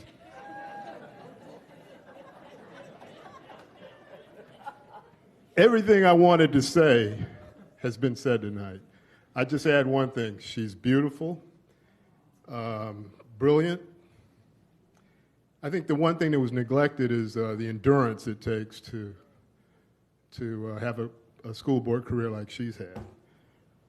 And in closing, you just met Amali, so I'd like to quote that very precocious philosopher. She wrote this when she was 4. It says Deborah, D-E-B-R-A, and I'm just going to read it because, I thought it, well, I'm corrected. It says 2002 on here. He's an old man. It can't be 2002. All right. Well, this is my youngest son who did this, but still, I look at it every day. I thought the other one did it, but anyway. So I'm going to read it because it says DEBRA. It's an acronym. It says Doctor. D is for doctor. Doctor, yes, she is. E is every day a meeting. Meeting is spelled METING. We do value education in our house. B is for bad. Bad when she is mad.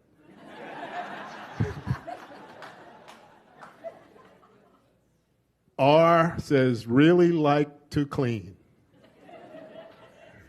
Really is RELLY. And like is singular? And A, the last one is the most important, a big fan of her kids. And not just her kids and our grandkids, but the kids of our community.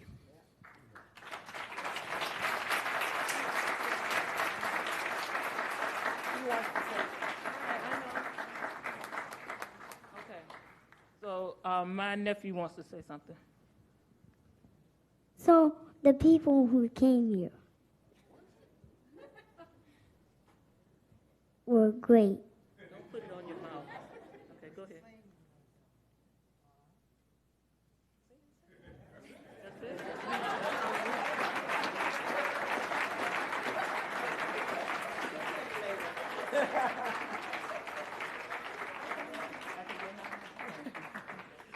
That concludes our speakers. Thank you, everyone.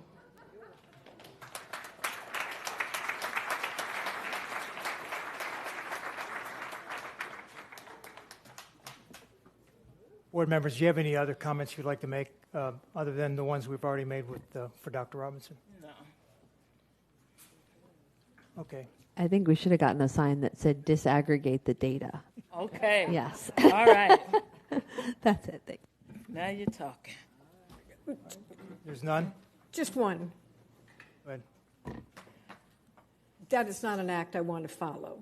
I just would like to report why we're wearing orange. Most of us. We are wearing orange today to show unity for kindness, acceptance, and inclusion, and to send a visible message that no child should ever experience bullying. And I know that that is another issue that Dr. Robinson has constantly talked to us about. And so that's the reason for the orange, but thank you yet again, Dr. Robinson. Mrs. Whitfield, I understand you have a motion you'd like to make. Yes, I do. Thank you. I'd like to make a motion that we reorder the agenda, even though we're very far into it, I think, to take BRD1, posthumous proclamation for Clifford O. Taylor, out of order, read the proclamation, vote on it, and present it to Mrs. Vivian Green, our instructional superintendent of C.O. Taylor Kirk Lane Elementary. All right, we have a motion by Mrs. Whitfield. Do we have a second? Second by Mrs. Andrews. Any discussion? All in favor? Go ahead. Go ahead. I'll take Thank the you vote so after. much. So tonight we're going to present this proclamation on behalf of one of the principals who one of our schools was named after, who just recently passed away. Unfortunately, his family does not live in the area, so we'll be presenting it to our instructional superintendent. But I felt very compelled to recognize him. He was my neighbor, and so I was very proud to know him after getting to see the school that was named after him. He's a wonderful man. The School Board of Palm Beach County, Florida wants to recognize Clifford O. Taylor, who recently passed away, and to issue this proclamation.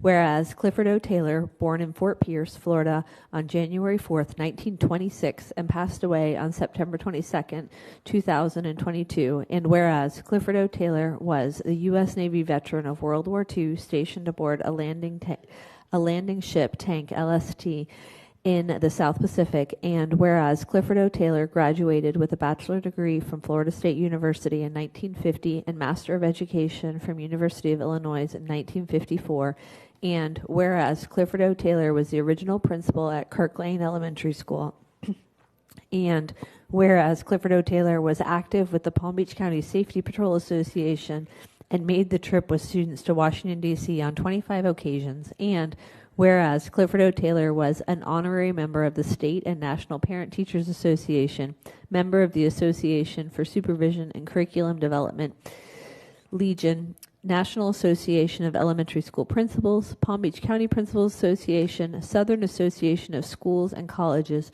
Florida Association for School Administrators, and Retired Educators Association, and whereas Clifford O. Taylor had a 42-year career in Florida education and retired in 1991 after serving the last 21 years of his career as the principal of Kirk Lane Elementary School, and whereas the Palm Beach County School Board approved renaming Kirk Lane Elementary School to Clifford O. Taylor Kirk Lane Elementary School in honor of his longstanding contributions and the support of students, families, teachers, staff, and now, therefore, the School Board of Palm Beach County, Florida proclaims that Section 1, the foregoing recitals are true, correct, and incorporated into this proclamation by this reference. Section 2, the school board wishes to honor and recognize posthumously Clifford O. Taylor for his contributions to the school district and for many years of dedicated service. And Section 3, this proclamation shall take effect immediately this 19th day of October 2022. School Board of Palm Beach County, a corporate body politic. Thank you. And I'll make this really quick. I'll just run down real quick and give this to Ms. Green if she's still here. Ms. Green, if you would come up to the front, please.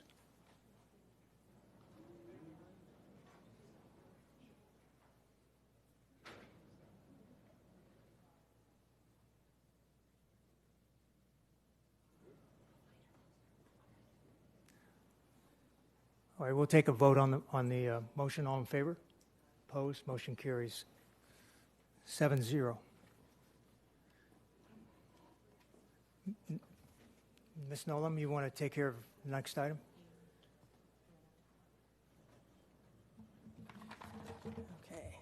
Okay. Yes, we have just one recognition. If the board members will join us on the floor, if possible, just to for a formal recognition.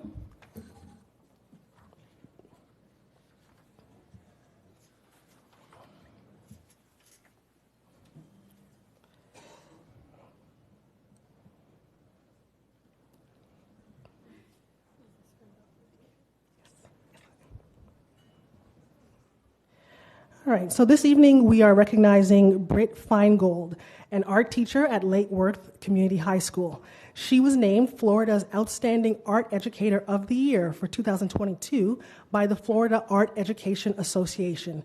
She has been with the school district for 15 years. In reflecting on her award, she described it as an honor to be recognized as a way to spotlight arts education and what our students are capable of, especially with the amazing art educators in our county as well as in the state. Since she was in high school, she was always in the art room during study hall or whenever she had any free time. It was where she enjoyed being the most. She is a big fan of art history and traveling, having lived abroad in Italy during college, becoming fascinated by the architecture and history. As a teacher, she wants her students to remember how she inspired them to be creative, original, and out-of-the-box thinkers. She also wants her students to not be afraid to take risks sometimes and to gain an awareness of the power of art in our everyday lives. Congratulations to Britt Feingold for being named Florida's Outstanding Art Educator of the Year for 2022. Let's give her a round of applause.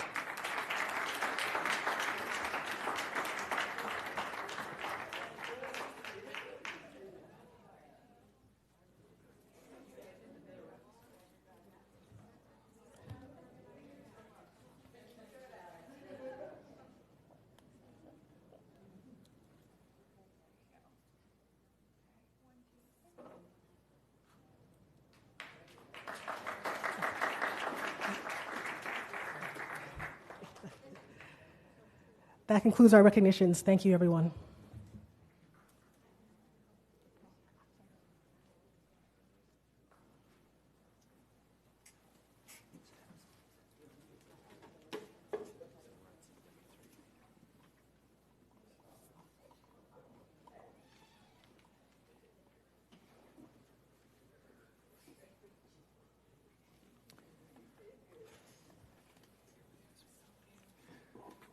Before we go to the student government report, as we typically do at these meetings once a month, we recognize those employees of ours that have passed away. So I'd like to take a moment to recognize the family and the employee of Stanley Bean. He retired in March of 2019, but he was a school food service multitask four-person. He passed away in August of 2022. Could we have a moment of silence for Mr. Bean and his family?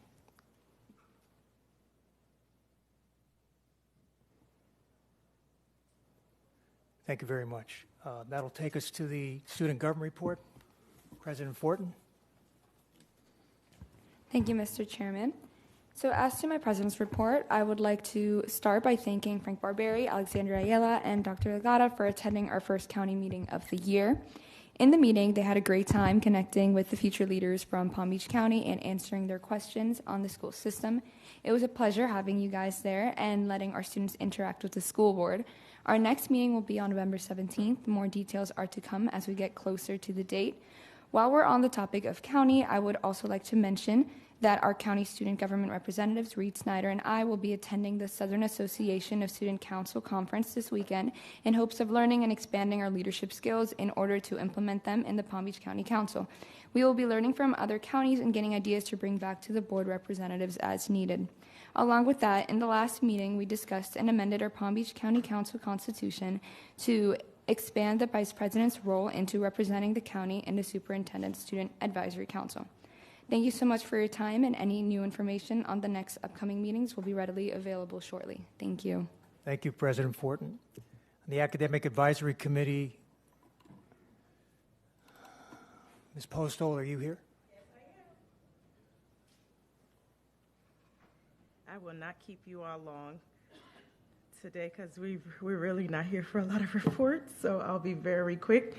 Good evening. I feel like all right. You can hear me? I'm fine? Yes. All right. Good evening, board chair, school board members, superintendent, and everyone in your respective places. The Academic Advisory Committee met October 10th, 2022 in this boardroom. And we had several discussions, but I am not going to go through this report because I will keep the momentum of what we have this evening going. Dr. Robinson, on behalf of the Academic Advisory Committee, we say thank you. Thank you for the work that you have done. Thank you for all of your advice, your discussions, the ideas, everything that you have done for us. We just say thank you. And I can't speak for them, so I'm going to stop speaking for them and speak for me. I started here a couple years ago, and I have to say you were the first board member that gave me your number. You was the first board member that called me out. You were the first board member that invited me to other rooms. Someone shared with me once that a servant leader shares power. You were the first board member that shared power. You were the first one that took me under your tulip, the first one that saw something in me, the first one that empowered me. I have a foundation, and I use the acronym C, and a lot of that C comes from you because you saw something in me. Support, empower, and educated. You did all three for me. And when we talk about this district and we talk about the students and what you do, I'm learning as I'm in the community the amount of work you do. If I'm in a conversation with nonprofit first, did you know Dr. Robinson sickle cell? Did you know Dr. Robinson? And I'm like, well, there's a motto that I heard years ago: better education, better communities means better businesses. And each and every day when someone said, you know, this is to Dr. Robinson's last meeting, October 19, I said, better education, better communities, better businesses. And every sector, your name is ringing. And every sector, you have left an imprint. You have left footprints. You have left torches for many of us to grab and keep going. So I challenge you. I know no longer will you have to sip on your cup or your drink to hold the emotion. But I know that pretty soon you'll be on this side. that I'll get to hear and know a lot more about Dr. Robinson, the real Dr. Robinson, and there's no holding back. And lastly, I leave as your mentee. You shared once about bricks, and you said before you leave this earth, you know that it's like a wall, and there's bricks and bricks and bricks, but before you leave this earth, you would like to see at least one brick move. Tonight, there was a testament that so many bricks have been moved.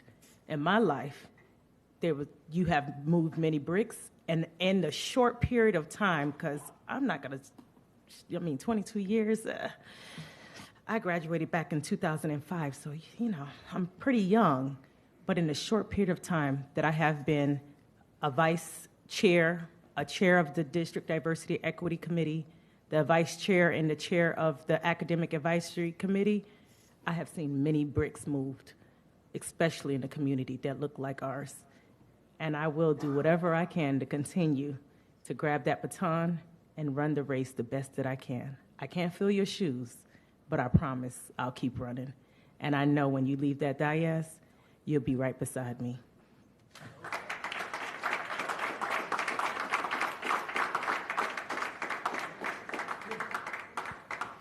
Board members, the Audit Committee report and the Construction Oversight Review Committee report are both attached.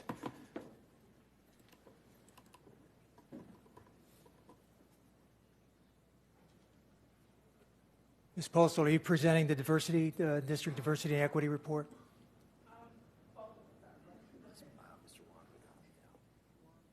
Very emotional back here. It's an emotional time. Buenas noches. It's a real great honor and a pleasure to be here with you tonight. State your name, please. I'm sorry? Please state your name. We know who you are, but I'm sorry. That's okay. My name is Juan Pagan. The Florida Hispanic American Chamber of Commerce, and members of the Disparity and Equity Committee for the school district. I don't know how long. Been quite a few years. And in all those years, I always remember Dr. Robinson, because she was here when I came here. It's been an honor and a pleasure. Like Superintendent Burke mentioned initially, a celebration you guys had yesterday. Well, on Monday, we have another celebration to the Florida Hispanic American Chamber of Commerce, where we honor teachers Frank Torres and Susana Diaz-Hernandez, 2 teachers of the year due to the Hispanic, the Hispanic Heritage Month that we expanded. It's supposed to finish officially by the 15th. No, we're going to extend it year round. It's going to keep going, to celebrate. Also, we honor 4 students, Brianna Castro, David Onofre, Haley Acosta, Manuela Berrio Cabeza, 4 students that were honored and we're recognizing that. And we have the pleasure and honor of having with us Ms. Marsha Andrews, Alexandria Ayala, and of course, the superintendent was with us on Monday night recognizing, along with the help of the PBSO. Well, one of the things I have to say, Ms. Robinson, Dr. Robinson, is one of the things that I learned with you because you came to many of our meetings all over the years that I've been here. And one of the things I learned from you was you really walk the talk. It's not about blah, blah, blah. No. It's about how we do it, how we're going to implement, how we're going to move forward. Thank you very much for your lessons. Thank you. It's been an honor to be with you, and I wish you the best. Thank you.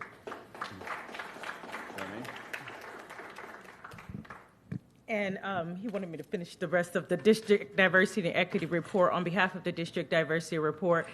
Pretty much the same sentiments that I shared in the Academic Advisory Committee. Many of you may or may not know who's in this room today, that Dr. Robinson was the integral part of the District Diversity and Equity Committee. Going back to the District Equity Committee, when you hear equity, before it was a trend word, before diversity was a trend word around the world, she was doing the work right here at this district to ensure that our Black and brown students, particularly our Black students, all students, but a major focus on our Black students were sought after. So on behalf of the District Diversity and Equity Committee, we hope we see you at those committee forums and working alongside with us and doing the work in that capacity. We love you, Dr. Robinson.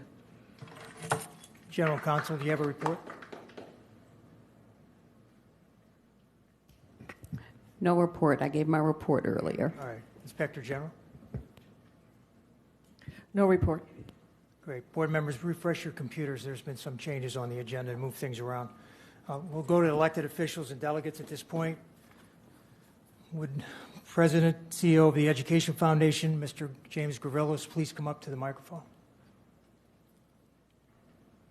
After him will be Erica Gustafson, Palm Beach County PTA, PTSA. Chairman Barbieri, members of the school board, and Superintendent Burke, it is kind of an emotional bath back here tonight. It's been a roller coaster. I was in a meeting just 24 hours ago where Chief of Staff Jay Bogus unknowingly quoted one of my favorite authors, Neil Postman, when he said that children are the message we send to a future we cannot yet see. Dr. D, I feel a little left out. We've never butted heads. Either I'm doing something wrong or we agree on most things, and I'm not too sure which one of those scares me more.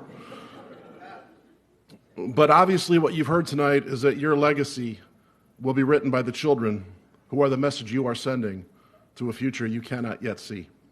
The impact that you've had in this district is simply amazing.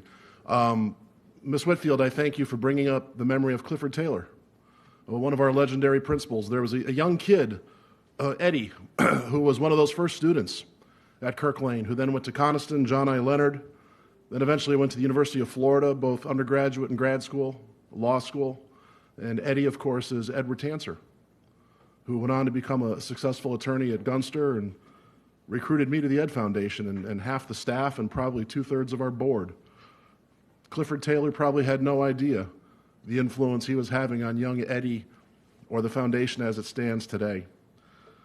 But there's work to be done. So, in my 2 minutes and 30 seconds that are left, I am pleased to announce that just yesterday we received word that the State Consortium of Florida Education Foundations has approved every one of the 8 grants that we submitted this year for a matching grant program.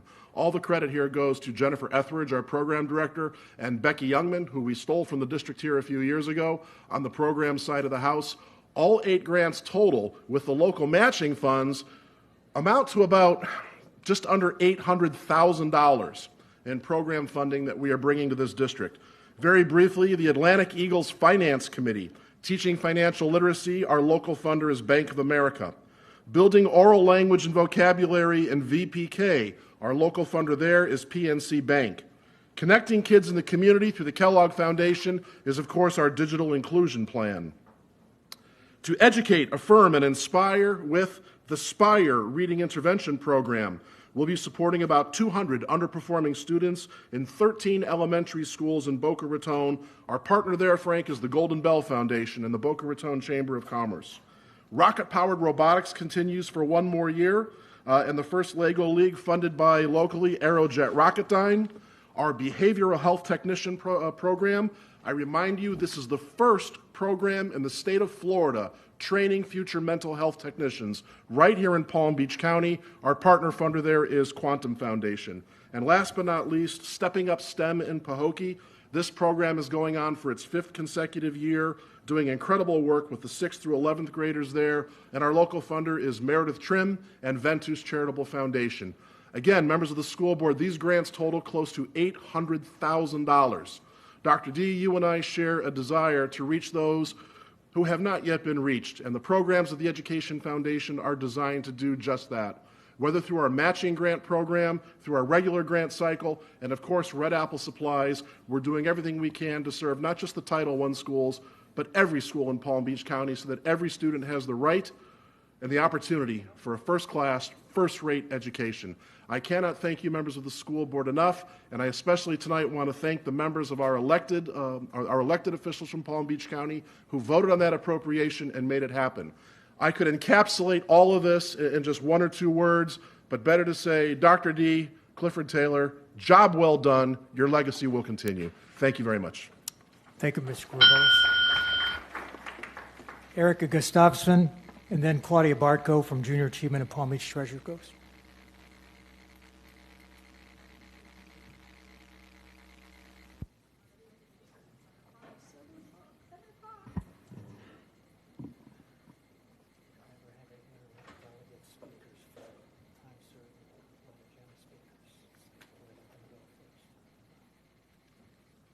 Good evening, Chairman Barbieri, Vice Chair Brill, board members, Superintendent Burke. My name is Claudia Kirk-Bartow, and I'm the president of Junior Achievement of the Palm Beaches and Treasure Coast.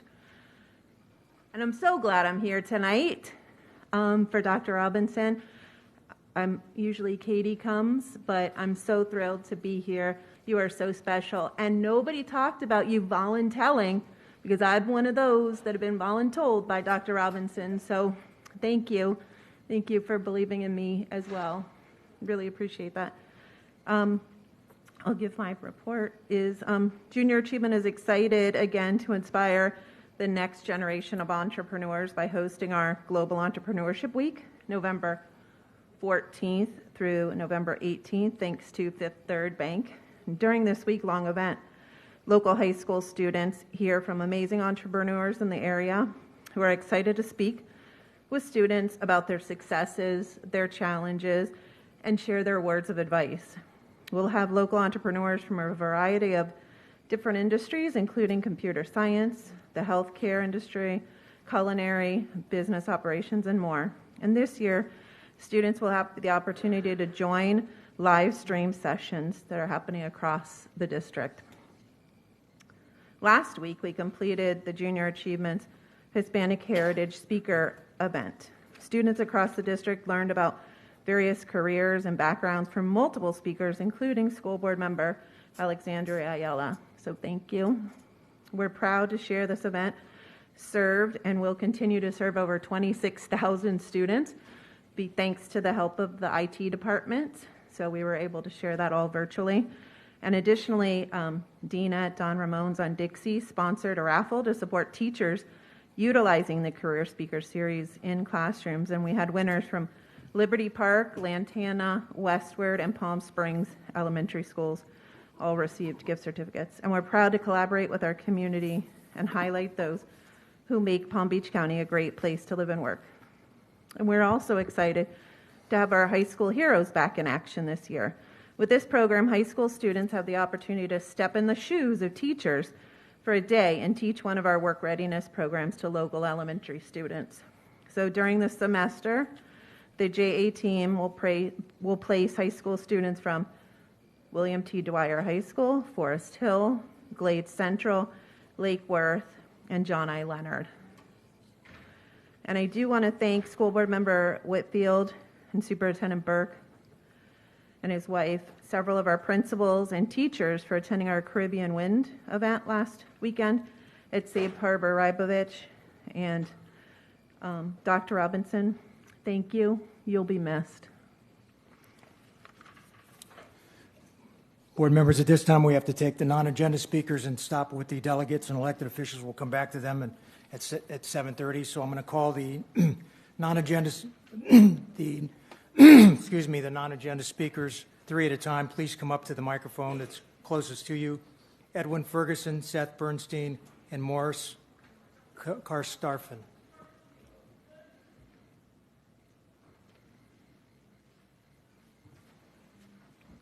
Please state your name and watch the Sure. call. Good evening, Edwin Ferguson.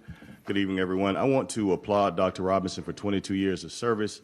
I'll be very brief. Whether friend or foe, no one can contest the fact that she was tenacious in her job, that she endured, as her husband, I believe I heard her husband say earlier, she endured through many obstacles over those 22 years.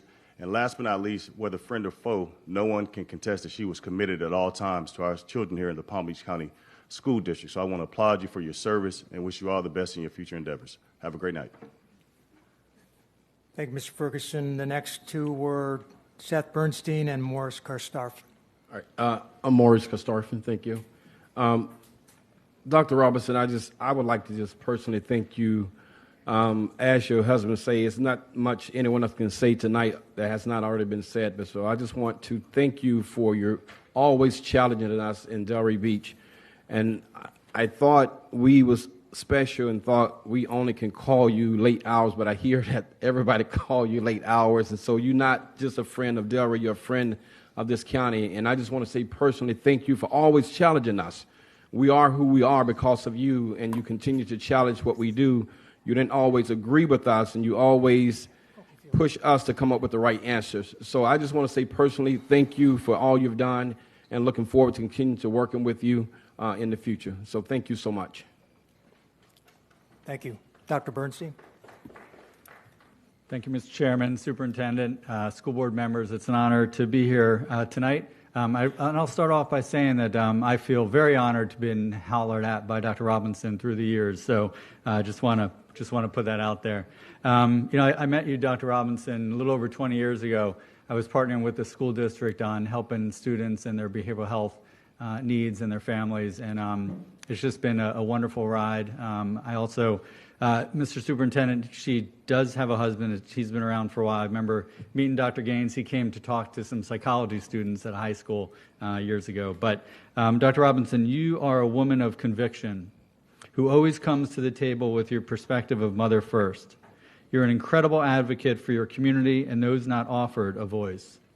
You define what it means to be dedicated to helping children and families, even in the face of systemic barriers to success. You've given your heart and soul to countless efforts: early care and education, adult learning, school health, Black student excellence, mental and behavioral health, and working to hold funders accountable for making investments that make sense to those who are supposed to benefit from it, and many, many more. It's hard to put into words the impact you've personally made on me, my opened eyes, my thinking, my increasing actions, and for that, I thank you tremendously. Dr. Robinson, I see you. I respect you tremendously and wish you and your family the best always. Whenever I hear this quote from John Lewis, it makes me think of you. Speak up, speak out, and get in the way. Get in good trouble, necessary trouble, and help redeem the soul of America. I also have some words from Tammy Fields, who's the County Youth Services Department Director, and I'll read it kind of quick. Dr. Robinson's dedication to the youth and families started long ago, well before being elected to the school board. She was appointed to the Compliance Monitoring Committee in the early 90s when the school district was processing recommendations from the Department of Justice. She has always advocated for equity, excellence, and accountability. You truly believe that each child has the capacity to learn and achieve when provided with the necessary tools. Dr. Robinson's voice will remain in our heads in every meeting, reminding us to do what is right for the children of Palm Beach County. We thank you and congratulations on your next adventures. We'll look forward to continuing to learn from you and work together. Take care. Ernestine Holiday Irwin, I probably don't have this pronounced correctly, Cineas.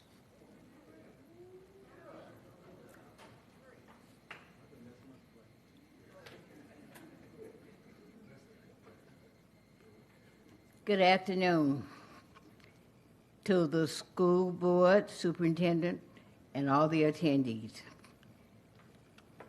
Success is more permanent when you achieve it without destroying your principles. Dr. Robinson, as a parent, a grandparent, and a great-grandparent, I have been a volunteer in the Palm Beach County School Board since 1967. I have always been one of those parents that was interested in what was going on in my child's school. Over the years, you have proved to be a person that you could call on and expect to get a reply, whether it was early in the morning, in the evenings, or at night. I have called you many times, and you have responded. Thank you, and I hope to continue as a member of the SET community of Delray Beach, that we continue to see you, and we hope that the school board rely on some of the things that you have promoted in Delray. And we are not ordinary people there in the SET. But you can remember, whoever replaces you, that we won't sit down and not expect action from this board. Thank you, and have a good retirement.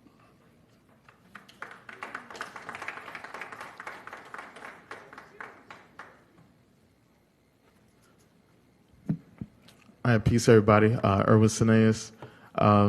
Dr. Robinson, old Dr. Robinson. There's a lot to say about you, but I just want to say it's hard to do anything for 20 plus years. I mean, most people kick their kids out the house at 18. So it's just, it's definitely a feat just doing that. But also just your impact just on me, the community. I mean, there's so many things I could say. Just for example, things like REI, Racial Equity Institute. When exorcisms wasn't an option, you made sure to make sure that all elected officials and folks at the institution were educated and exposed to what the truth is, what's really out there, things about the system. And you made an impact. You brought that into the system, into the institution. And I know there's probably a lot of folks right here that are graduates of that class and of that program. And just, for me personally, blew my mind and made me look at things different. You were one of the first folks that I heard about working from and affecting the water versus the fish, right? And a lot of times, that's what institutions end up doing is, blaming and working on fish and not working on the water. I learned that from you. And also just education, all the educational forums and stuff that I've been to where, I learned about things like, the statute, learned things about, SAC meetings and SIP and school improvement plans. And, your work has legs because, when in the work that I do, if I come across parents who have problems at school, I'm saying, hey, did you attend the SAC meeting? Do you know what their school improvement plan is, right? And it's because of folks like you, the way you educate, the way you share. And you also are a pure example of that it's possible that elected officials can actually have a real partnership with community, not just sit in those fancy seats or use their power and how they want. You're an active partner with the community all throughout the county, and that's why you got the kind of respect that you have, and you've always stayed true to that. An OG of the OGs, from my OG and his OG, out there in the good old Delray Beach, Dr. Alfred Zach Strong says, did you do all you can do on your watch? And you definitely did that and more, and we're looking forward to have you on this side. Appreciate you. Yeah. Corey Smith, then Brother Carl Muhammad, then Ezekiel Edmonds.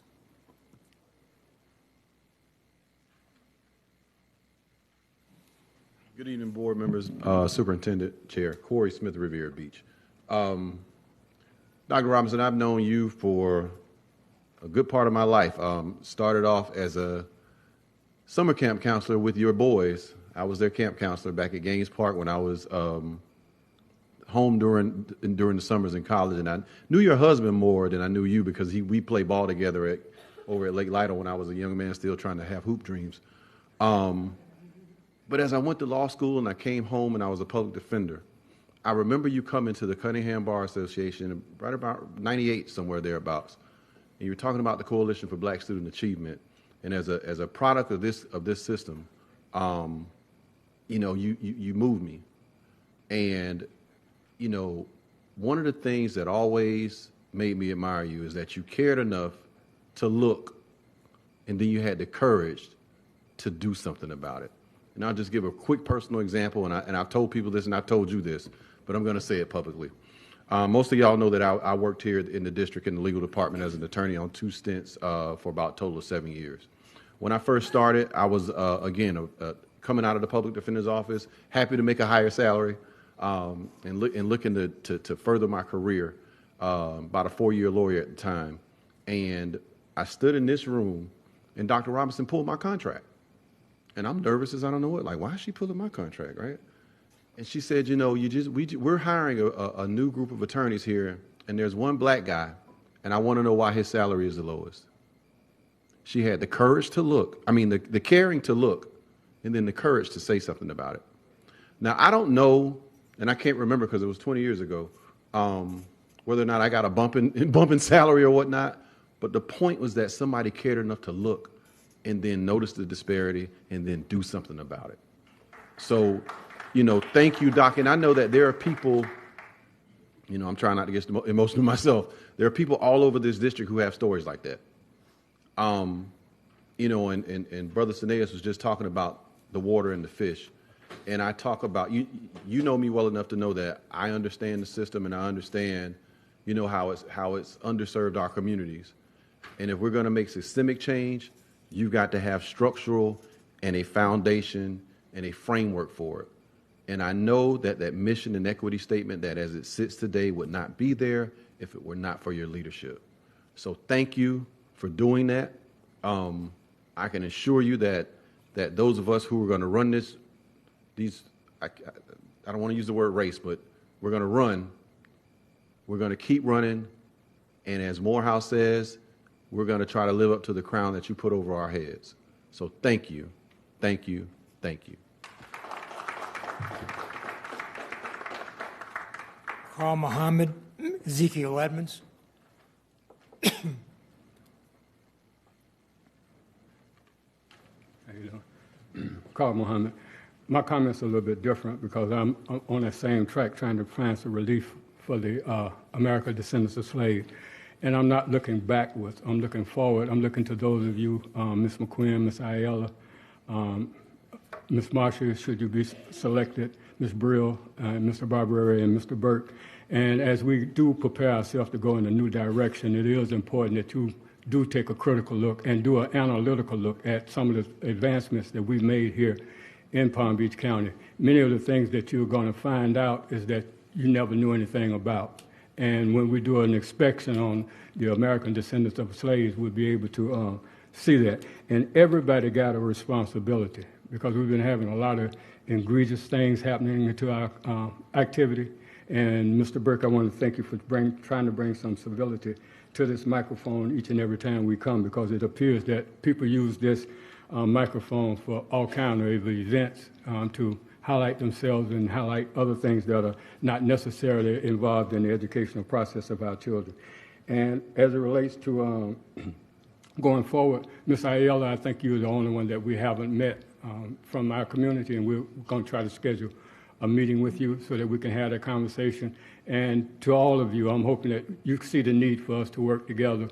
And I want to ask you to invite our community, because our community is broken into many different segments. You have a lot of different people from a lot of different places, and we've discovered that the American descendants of slaves have been omitted in the conversation. And you can all just check your cameras, and you can see that I've been coming here for at least for the past 3 or 4 years, asking for some kind of relief, and we haven't been able to get that conversation really moving forward until recent time. And I want to thank Mr. Barberi for your concern for all children. You know, last meeting I came to this microphone and I asked, will the real people that really care about children, will you really show yourself? And as a result, Mr. Barberi already raised his hand in the class of trying to assist our children. And I'm just asking the rest of you if you would assist us as we continue to move forward. And you're going to find different conversations.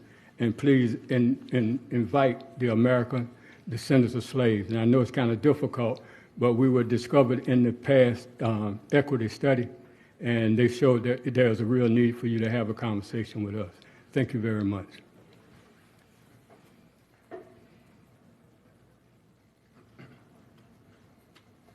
Good evening. I guess I came for a different reason as well. I just wanted to make sure that you all realize that we're very excited about moving forward.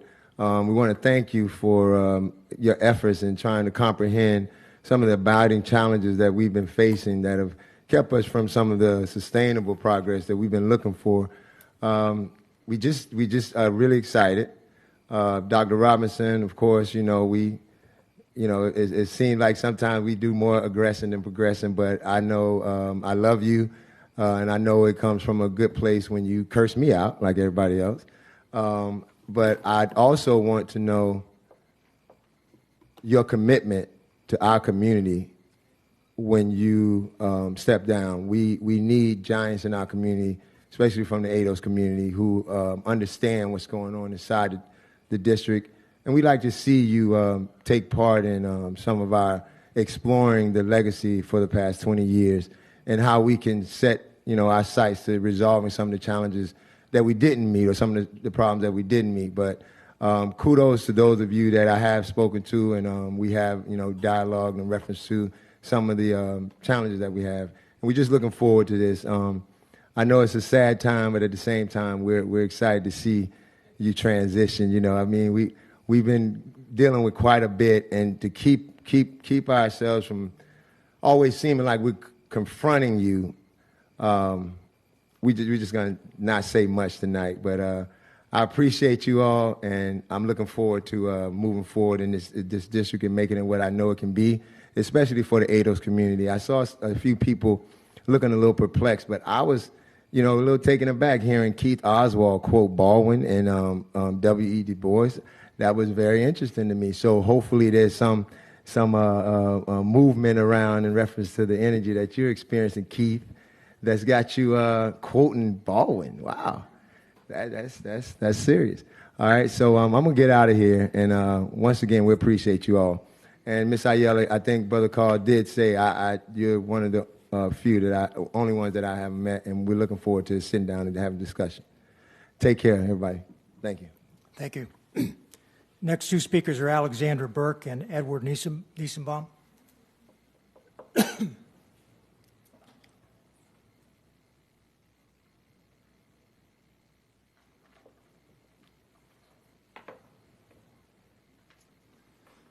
Mr. Niesenbaum, wait a minute for your mom to get up to the speaker. Mrs. Burke, would you please come up to the podium with your son?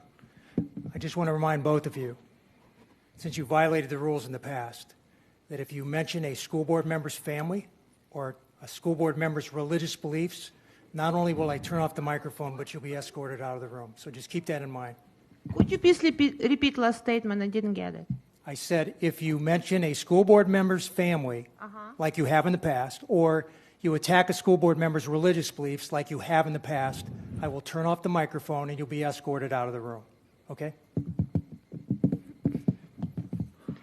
Good, My name is Edward, and I am a 6th grader. Today I want to talk about my hero, Christopher Columbus. This board is trying to erase history from our beautiful country. I will try to change your mind. Christopher Columbus ventured where no other man of his age dared to go. He saw things no other man of his age had ever seen. He discovered a new world, and for centuries he was admired as a hero. And now he is considered a spoiler of paradise, an enslaver, and a maniac. So, what is true? Columbus was born in 1451. The age of discovery was dawning. The future belonged to the bold, and the bold went to sea. After 8 years, Spanish royalty gave him 3 ships, Nina, Pinta, and Santa Maria. In 1492, he had no navigation tools. After 10 weeks, October 11, 1492, he saw the land and called it San Salvador. He met the Tano tribe, curious and helpful, and the crew treated him with respect.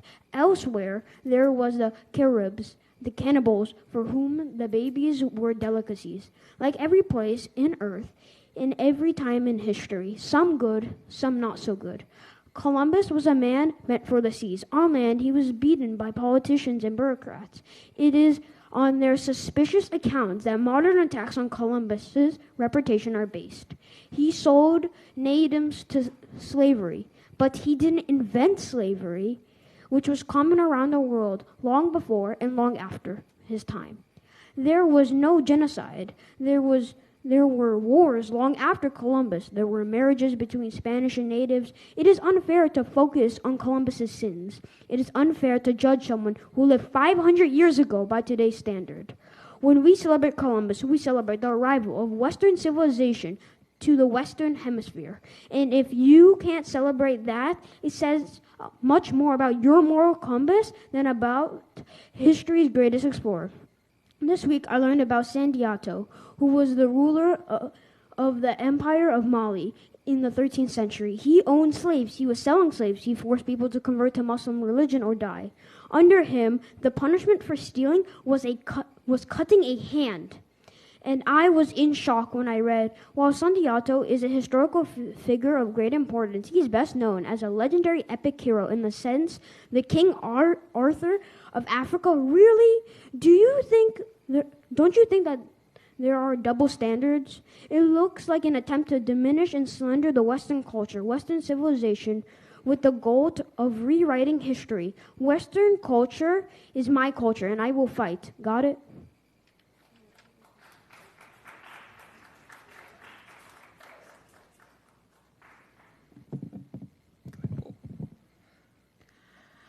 I want to start with Dr. Robinson quote.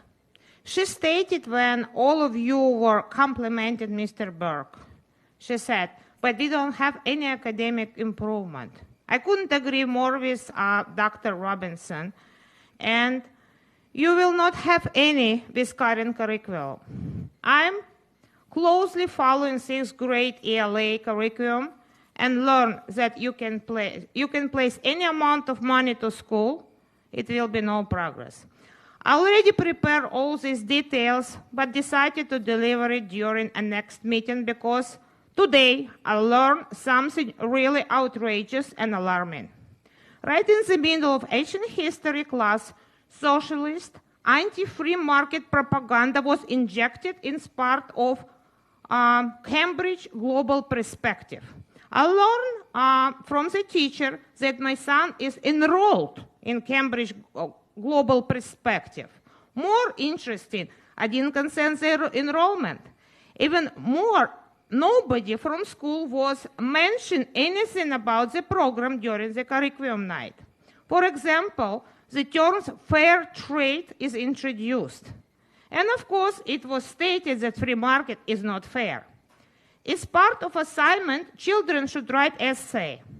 Is fair trade chocolate actually fair? What is bothering me the most is that all articles you may use for your essay are pure anti-market socialist propaganda under the pretense of fairness. It is not suggested to follow step to cocoa industry in Israel, what I witnessed myself. A lot of hard work, modernization, and Israeli chocolate is cheap and better quality. I know what is fair trade from my past experience in Soviet Union, and I don't want my son to live under socialism. Yes, free market could be tough, and we should prepare our children for it, but it's only one way out of poverty. As principal for the meeting to discuss the situation, I will update all parents and you board members of outcome. Parents, please pay attention to what your children learning in school. Talk to them. And I would like to have the meeting with you, Mrs. Brill, to discuss Cambridge Global Perspective infusion in our curriculum. We really need your help, Mrs. Brill, and we need it now. Thank you.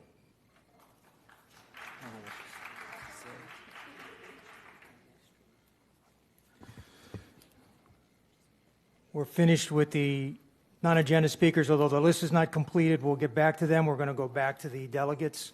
At this time, we have 3 left. Chuck Ridley for Coalition for Black Student Achievement, Alfonso Mayfield, President, SEIU, FPSU, and Gordon Longhofer from CTA, the Vice President.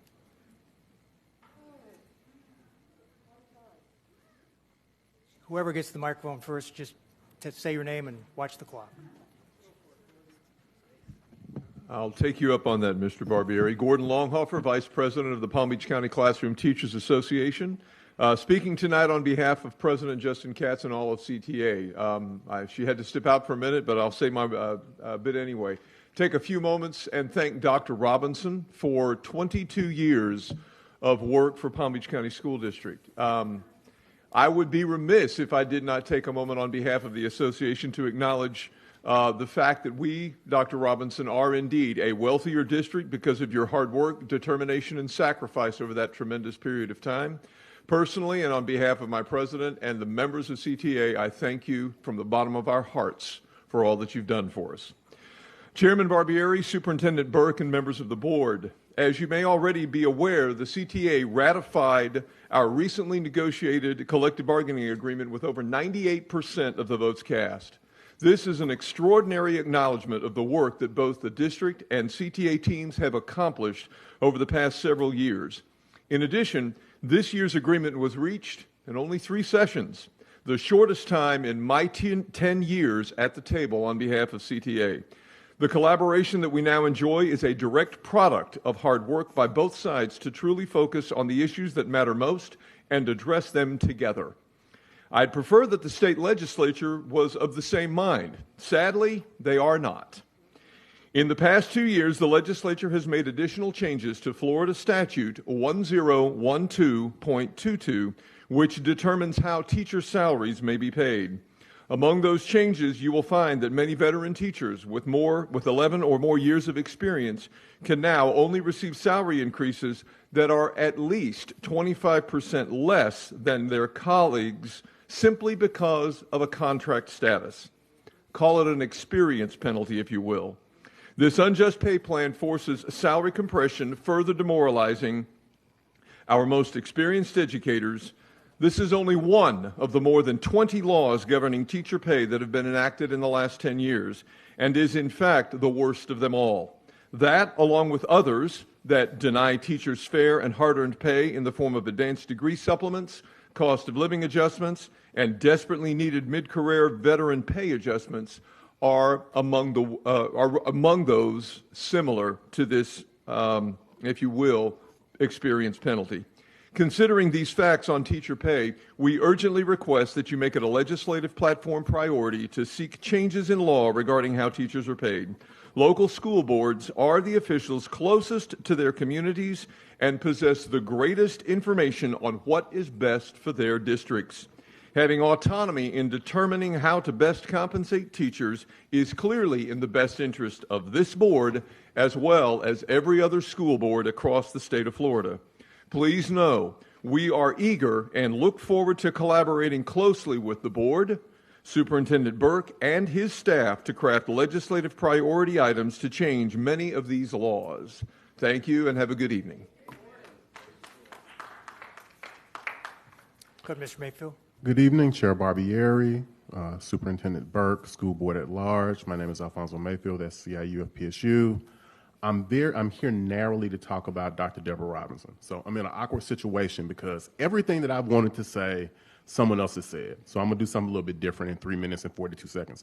I'm gonna tell a story, and then I'm gonna say a bunch of random stuff that is about you in hopes to make you cry. So that is the goal, so let me try it, okay? In 3 minutes and 44 seconds, let's count down. 15 years ago, I came to Florida to run FPSU. The superintendent at the time would not return my phone calls. Only one district staff, James Hayes, would return my phone calls. There was one other person who called me at my office. That was Dr. Deborah Robinson. And she said, this is preemptively, didn't even really know who she was. She said, I need you in my office right now, right? Later that day, I'm in the office, and I come in, and it's this woman with all this energy, right? And she's like, look, let me tell you how they're gonna come at you. I wanna know if you're real, because these workers and these folks need a leader. Everybody has talked about the fact that you've challenged them, and I'm no different. You have challenged me over and over and over again. You and I have had some slap down arguments that have included cussing and whatever else and everything else. I have never had any doubt that every time it has been from a place of love, because you have wanted what was in the best interest of our members, and you wanted in the best interest of me.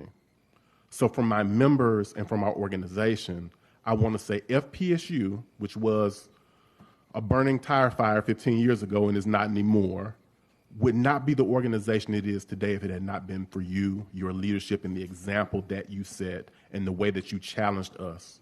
When I talk nationally and internationally about the type of leader and the type of elected that we want, the type of elected that is strong, the type of elected that's going to do what they think is right even when nobody will agree, you're the person I mention the most. There are three voices in my head when I have to do something, even when I know people aren't going to like it or agree with it or whatever. That's my mom, that's my grandmother, and you're the third. So I want to say this in closing in 1 minute and 35 seconds. Everybody's talked about the way you've cussed them out and yelled at them and whatever. I want to talk about the way you have hyped me up, okay? How at times when stuff was dark or when it was scary, was dealing with legislative stuff, or it was fight, you would say, remember who you are. Remember what you do. Remember, you have gassed me up so many times through text message, on the phone, in person. There have been times when I have been exhausted, and your energy and thinking about what you were going to say to me after I had to do what I had to do has motivated me. This is a night and a time that I have dreaded seeing. The district is not going to be the same without you in it. I know you're not disappearing and going away, But if you have any doubt, because I know you and you're like, I haven't done enough, I need more, I haven't accomplished much, I'm going to say this to you. You have touched so many lives. There are millions of leaders that would not be leaders. I would have left here 14 years ago if it wasn't for you. And you know that that's the honest to God truth. There are a million leaders, men, women, and children who are set up to lead and fight for what's right in their community because of the example that you set and the way that you have helped raise them in this game and in this fight. And I'll say this in 14 seconds. There are many people who talk about caring about our communities, but they're paid to act like they do, and they don't. You are not one of those people. Thank you for being you, and thank you for your leadership.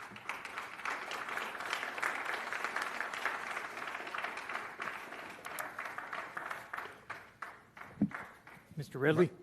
Thank you. My name is Chuck Ridley. The hat I wear tonight is the chair of the Coalition for Black Student Achievement. I'm being selfish because I should be happy for you.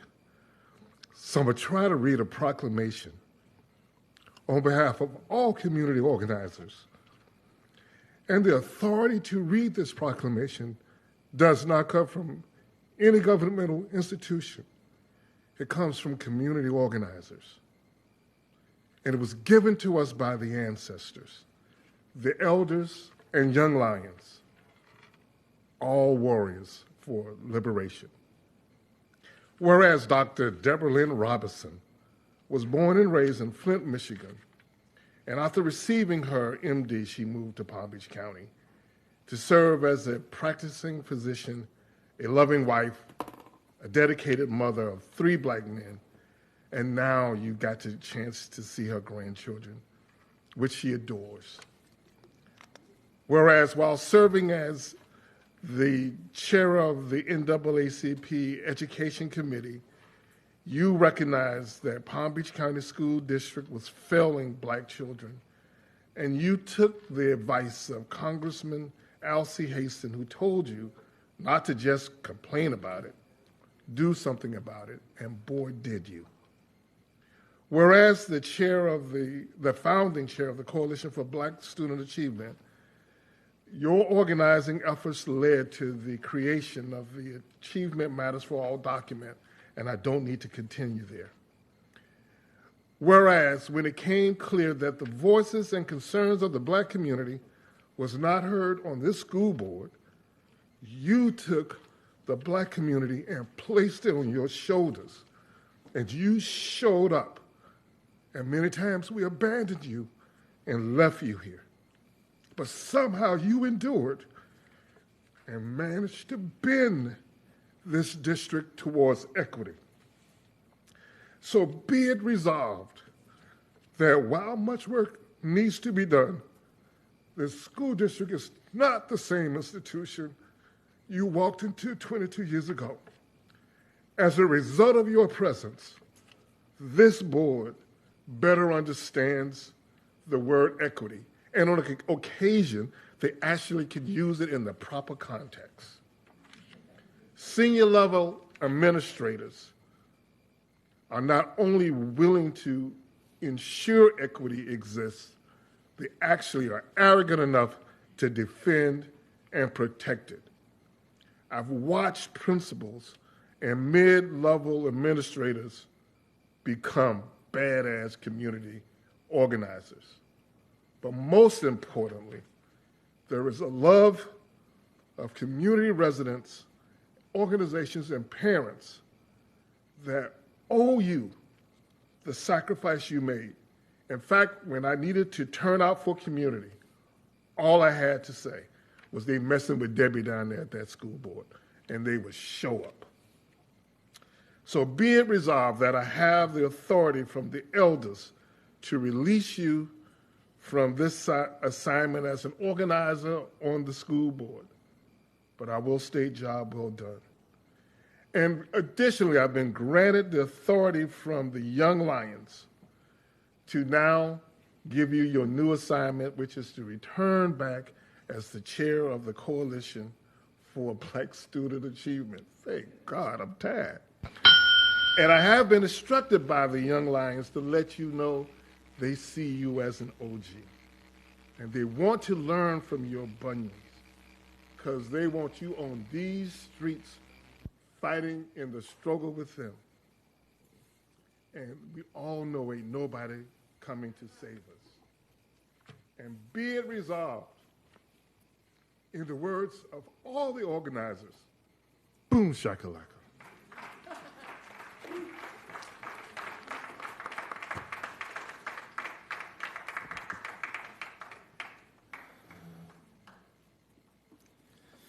That'll take us to the part of the agenda where we have agenda speakers speak. We have 4, Jennifer Showalter, Michael Woods, Don Pearson, and Shannon Otto.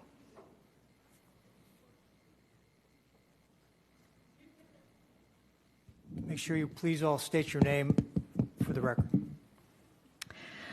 I'm Jen Scholter, here again to discuss CEW 1 and 2, IG1, LD1, and POL.com. Or COM.1.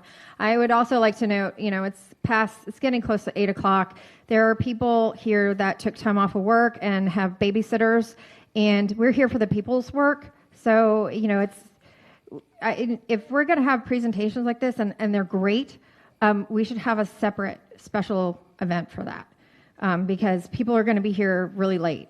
So we're here to make sure we're listening to the people's concerns. It should be noted on the consent agenda, which is lengthy, it's not read off verbally for the public during the meeting. This is a disservice to citizens who may not have the time to sift through the county's website. We need to have transparency and communication of the contracts, policies, and other important items up for vote. First, the agreement with the health services is ambiguous and filled with jargon the public's not used to. This needs to be written in a more streamlined way, and it doesn't account for the large percentage of registered nurses replaced with CNPs.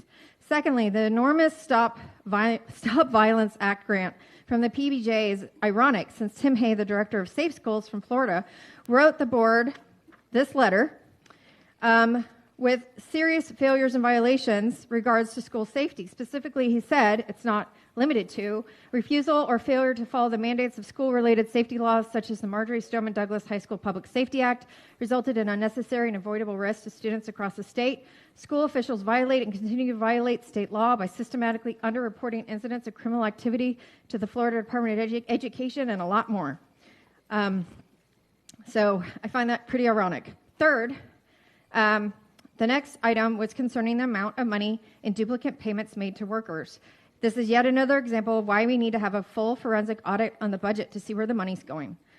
Fourth is the $25,000 settlement to a student who lost out on a $35,000 college scholarship due to misinformation she was supplied with in regards to ACE qualifications. So many students and families are lost without the complicated process. Within the complicated process, and the lack of communication is causing a lot of turmoil for students and families. And lastly, Policy 2.531 is yet another symptom of the dysfunction regarding the business and educational partnerships. We keep trying the same partnerships and methods, expecting a different result. That's not rational. We need to have a return on investment, and that means cutting ties and thinking outside the box. Or our children deserve way more than what we're giving them. Let's put it that way. We need to have a fresh approach, and our students will continue to suffer. Thank you.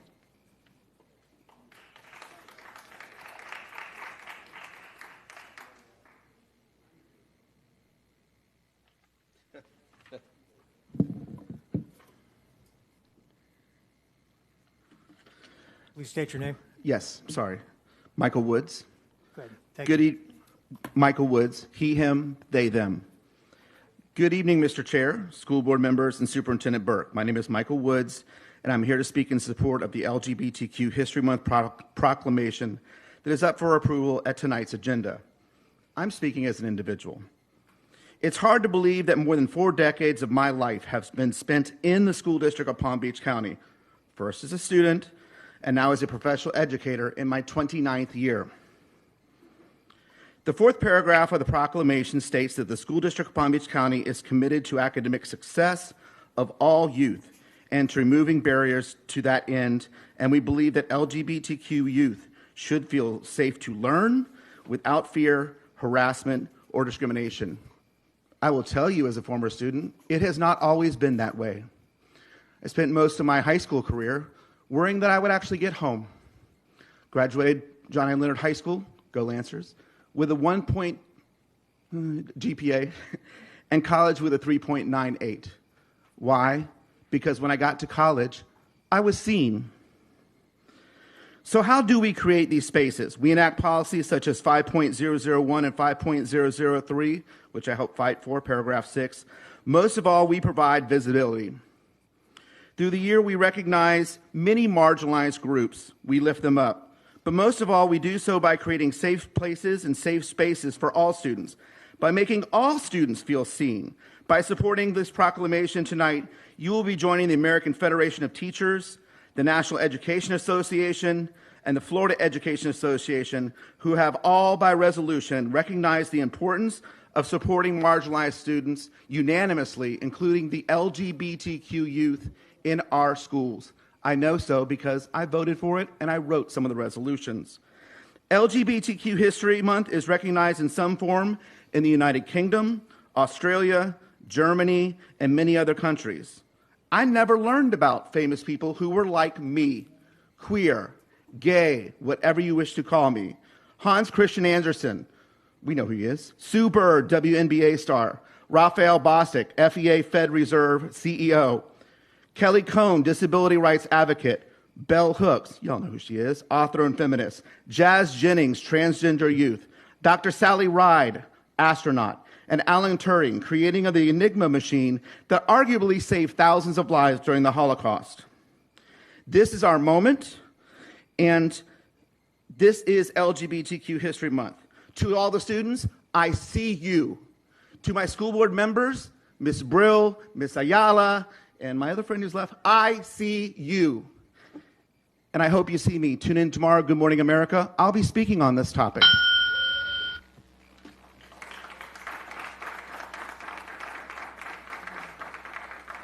Don Pearson and Shannon Otto.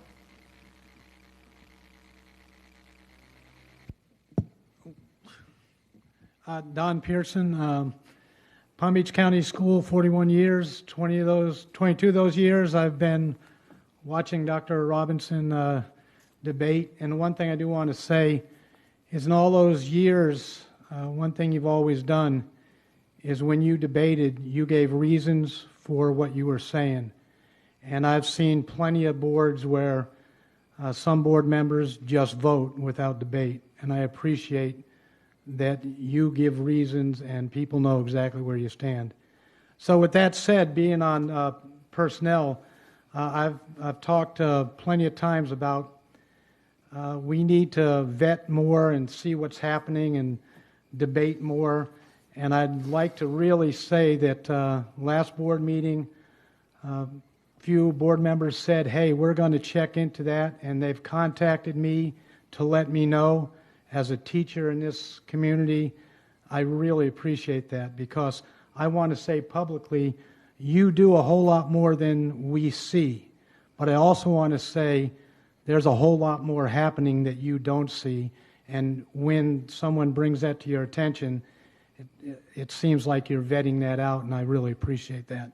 Because there still are teachers that are mistreated, and people need to see that because we want to make sure that we take care of that. Now, one more thing on personnel is, I've been a coach and a referee in this county for a lot of years, and arbiter is what we're using, and as a referee, that it now affects a lot of refs, we have some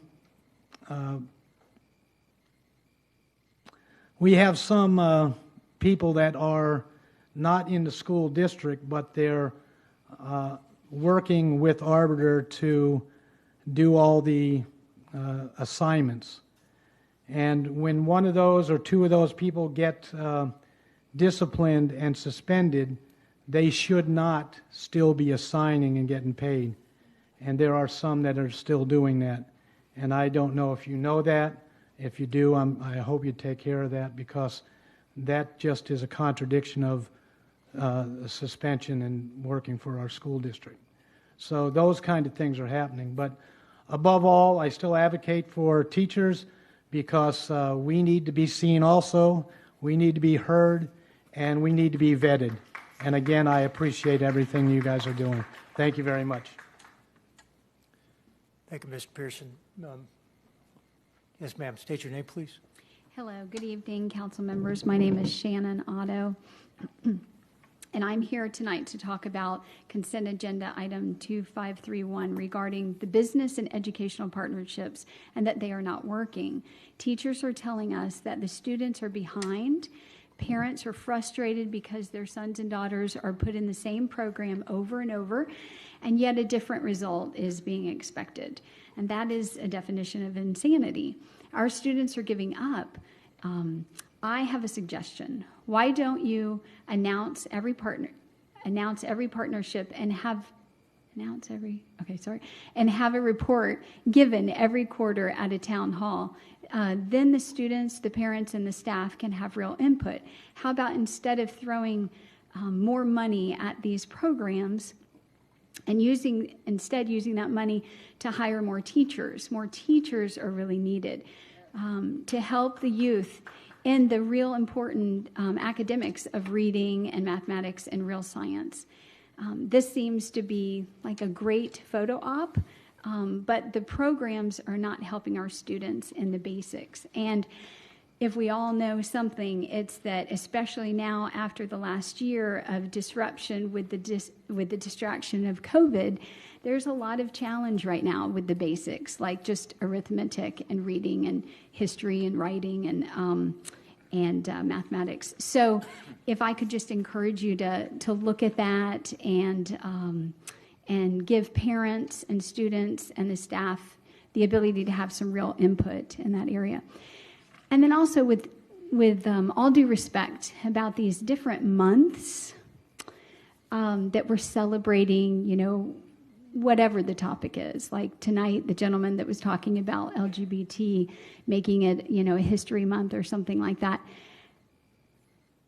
I don't know how many of you in this room grew up with our local county and city boards making decisions like this, or the school board making a decision about a month being celebrated in a certain way. And I just think it really adds a lot of distraction.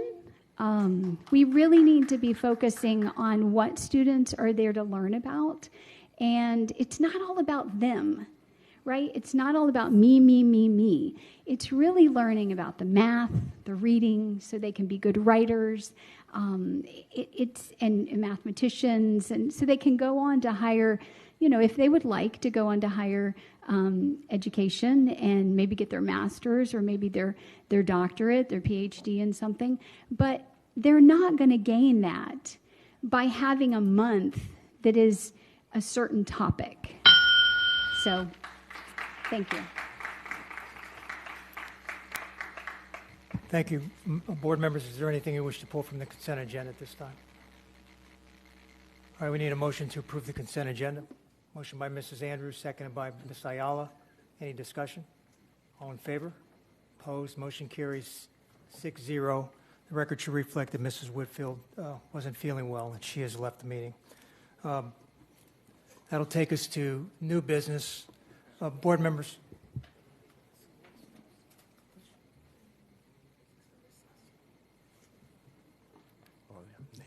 Oh, naming of schools. I'm sorry, yes. Item 16, the naming of schools. I recommend that the school board approve the naming of the new middle school, 17-PP, from the list of recommendations submitted in order of preference as follows: Agnes Ballard Middle School, Boynton West Middle School, Summit West Middle School. General Counsel, please provide some input here. Sure.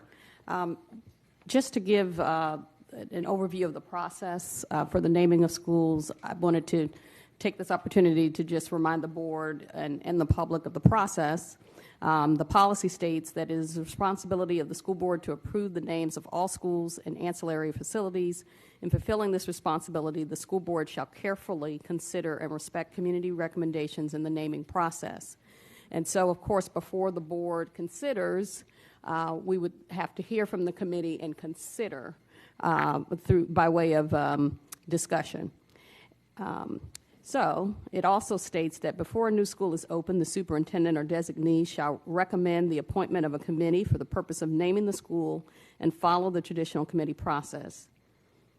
We have now come to the point in the process where the school board will approve a name after hearing from the committee. And I just wanted to go over for a moment the different options that are available to the board once they have heard from the committee. So the board can approve either the first two names proposed by the committee. And I say the first two names because I do have a concern about the third name because it contains the name of another school in our district by use of the word Summit. There is a particular provision in the policy that states that the names of existing schools or combinations thereof shall not be used except in those cases where existing schools are being discontinued as public schools. So I did want to bring that piece to the board's attention. There's also the option that the board could move to amend or substitute one of the names on the proposed list, or could substitute the names and outright reject the recommendation on all three choices and send it back to the committee to submit three other names.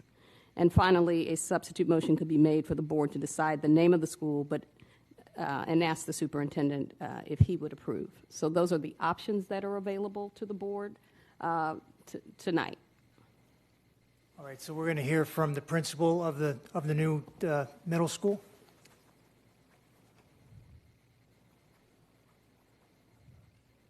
And the regional superintendent, Dr. Licata.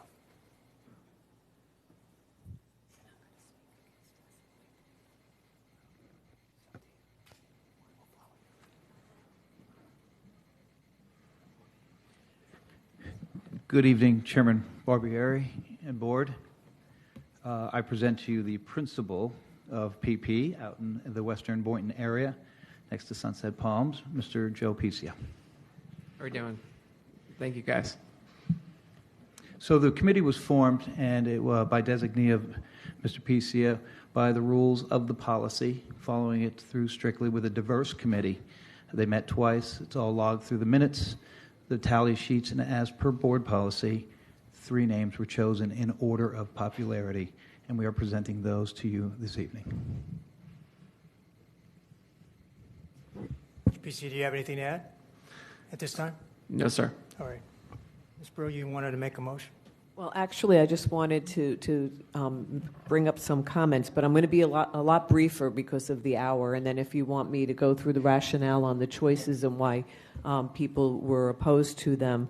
But I think the board members have received many emails from some of the communities. I've received twice as much in terms of comments. You know that the West Boynton communities, especially the Canyons, have been waiting for years because when they purchased their homes, this was a school that was promised to them, and they were very excited. In fact, the community really wanted to name it Sunset Palms Middle School, but we can't because it violates our policy on school namings.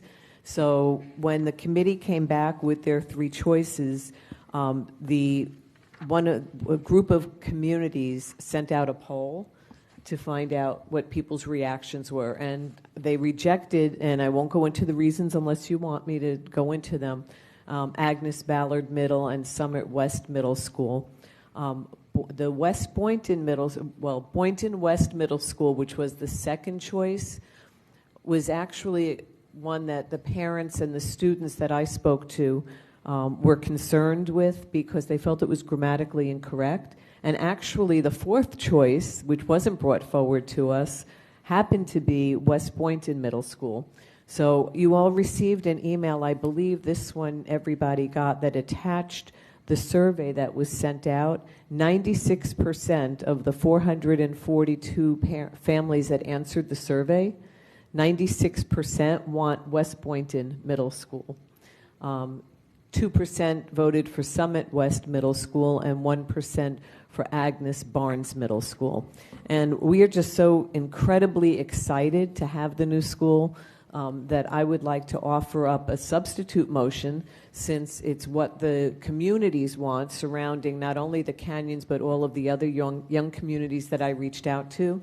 The substitute motion would be that we name the new middle school which is currently known as 17-PP West Boynton Middle School. So that's my substitute motion.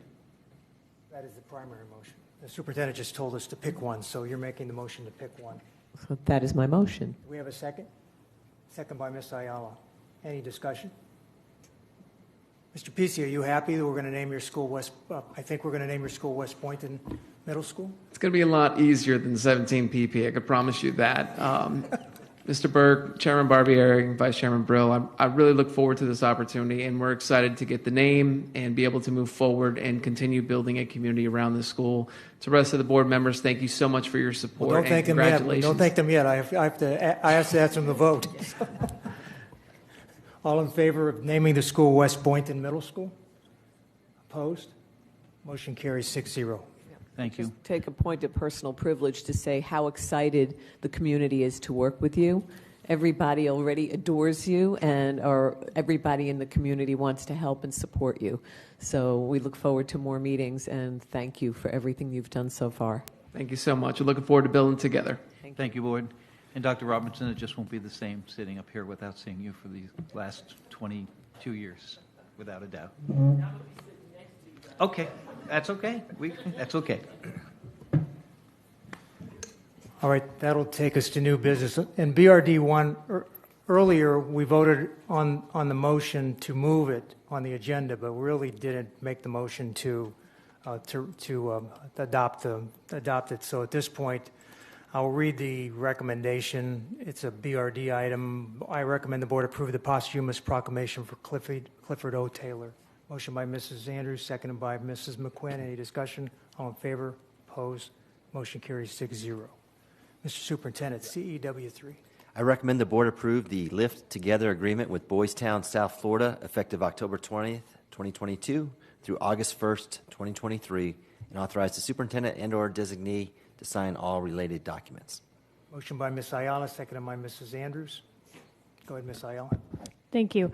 I just pulled this to give a huge thank you to everybody who's making this possible. This program is generously being funded by Boys Town National, and it's a pilot program here in Palm Beach County that's going to be taking place at Westgate Elementary, which is within District 2.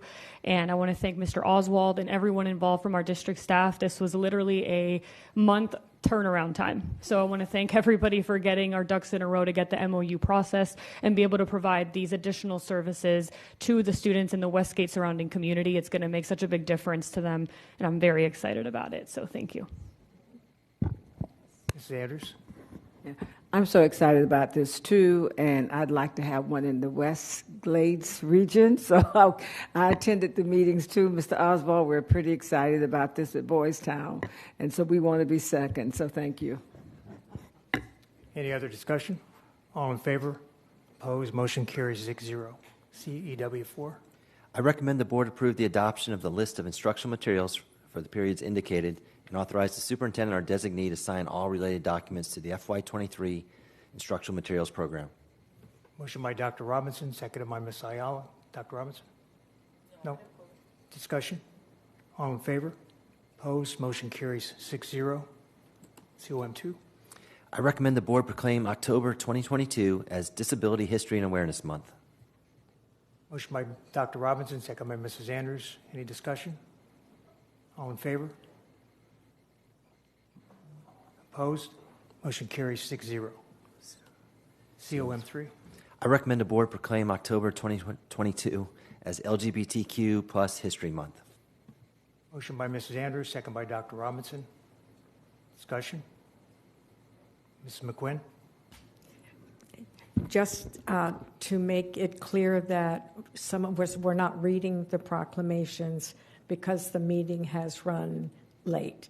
So they are online. Please read them. Okay. Thank you, Mrs. McQuinn. That's true. Historically, we haven't read them all, and lately we've been reading a lot of them, but it is late and there's people waiting to speak. So thank you. All in favor? Opposed? Motion carries 6-0. COM 4. I recommend the board proclaim October 2022 as National Bullying Prevention and Awareness Month. Motion by Mrs. Andrews, second by Dr. Robinson. Any discussion? All in favor? All opposed? Motion carries 6-0. COM 5. I recommend the board proclaim October 2022 as Domestic Violence Awareness Month. Motion by Mrs. Andrews, seconded by Ms. Ayala. Any discussion? All in favor? Opposed? Motion carries 6-0. FMPF1. I recommend the school board receive and accept the monthly purchasing and disbursement report as submitted. Motion by Ms. Ayala, seconded by Mrs. Andrews. Discussion? Dr. Robinson? So this is my last opportunity from this microphone to vote against this, to say that we must do a better job of sharing the wealth with all communities. Thank you. Any other discussion? All in favor? All opposed? Motion carries 5-1 with Dr. Robinson in opposition. LR1. I recommend the board approve contract amendments on health and other insurance provisions pending ratification by ASOP, CTA, PBA, and SEIU FPSU collective bargaining unions associations to be effective January 1, 2023. Motion by Mrs. Andrews, second by Dr. Robinson. Discussion? Ms. Ayala? I just want to say thank you to the team for doing this. This is the 10th and 11th consecutive years that our rates have not gone up for our employees for health insurance and for other types of insurance. And right now that means everything. So thank you to everyone for making this possible. Thank you. Any other discussion?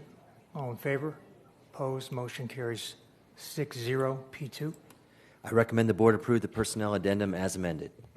Motion by Mrs. Andrews, seconded by Ms. Ayala. Discussion? All in favor? Opposed? Motion carries 6-0. That'll take us back to the non-agenda speakers, I believe. Board Clerk? Yes. So I'll start where we cut off on the list. Jacqueline Major, Charmaine Postal.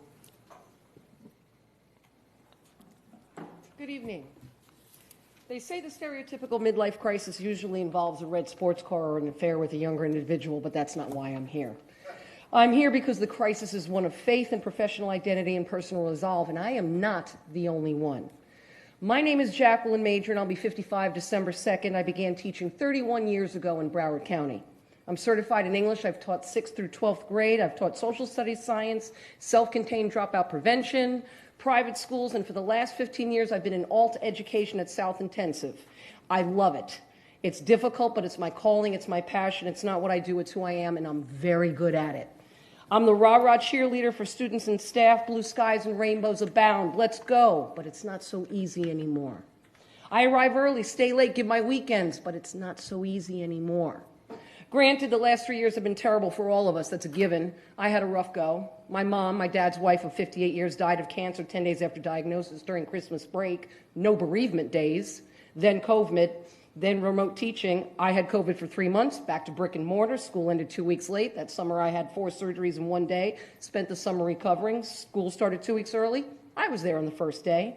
This summer, my first Friday off, I got T-boned by somebody running a red light and spent my summer doing physical therapy 3 times a week.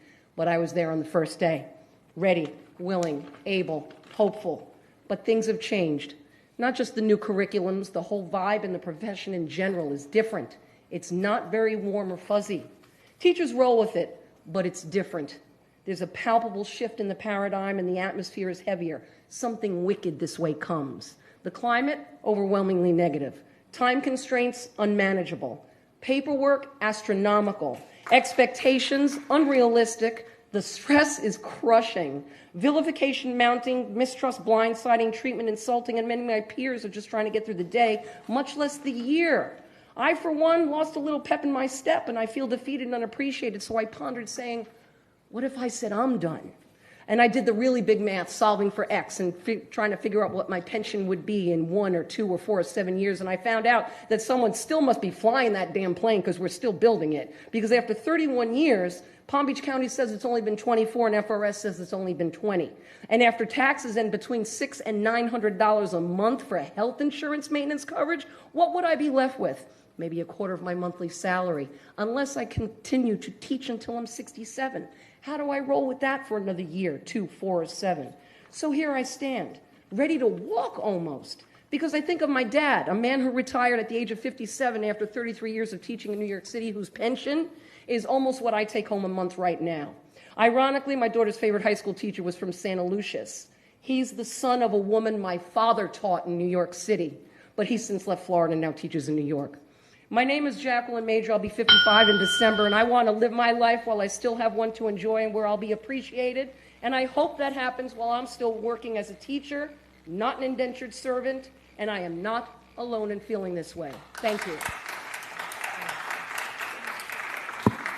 Charmaine Postal, Jennifer Showalter, Ashley Labad. Charmaine Postal. Charmaine Postal. I won't waste your time because I've already spoken several times, but we'll just continue to say we love you, Dr. Robinson. I wanted you to mark your calendars for January 27th. There's a Black Leadership Summit happening in Boynton Beach, Florida, at the Arts and Cultural Festival. It's called the Black Leadership Summit, put on by the Bold Foundation, Bold Building Opportunities for Leaders Daily, along with some other community organizers. So the keynote speaker is Yvette Miley from MSNBC and so many other phenomenal leaders, and one of yours would be honored there. So more information to come about that event on January 27th. Additionally, I want to share the mission of PTA, since I'm up here and I have the time, right? So making every child's potential a reality by engaging, empowering communities and the community to advocate for all children. I come before you as wearing the hat of the VP of Membership for Florida PTA. So I couldn't, since I have that time, it would be remiss if I share or if I didn't have the opportunity to ask each and everyone that's on the dais to take a look at PTA. Take a look at the history. Take a look at what it means in this district. Over 62 schools that have PTAs. High schools, middle schools, elementary. I'll say that mission again because I think I left out one word. Making every child's potential a reality by engaging and empowering families and community to advocate for all children. So today on October 19th, by the way, Mr. Burke, you missed one holiday or one major item for October because International Charms Day was yesterday, and you totally missed that one. That was my birthday, by the way. No, but I shared that to say that October 19, I am asking everyone on the dais to take a look at PTA, and if you are not a member, I am personally inviting you to become a member of PTA, whether it's at your school, whether it's at the state, Sunshine State PTA that advocate for schools that do not have PTAs. I am asking you to become a member. So I can go back to my association and said I asked everyone at Palm Beach County, and I won't hear from anyone that says you didn't ask me, because I asked. And I did more than enough. National PTA President Anna King, I asked more than 10 people this month because I'm also extending that invitation to everybody in this room. Thank you.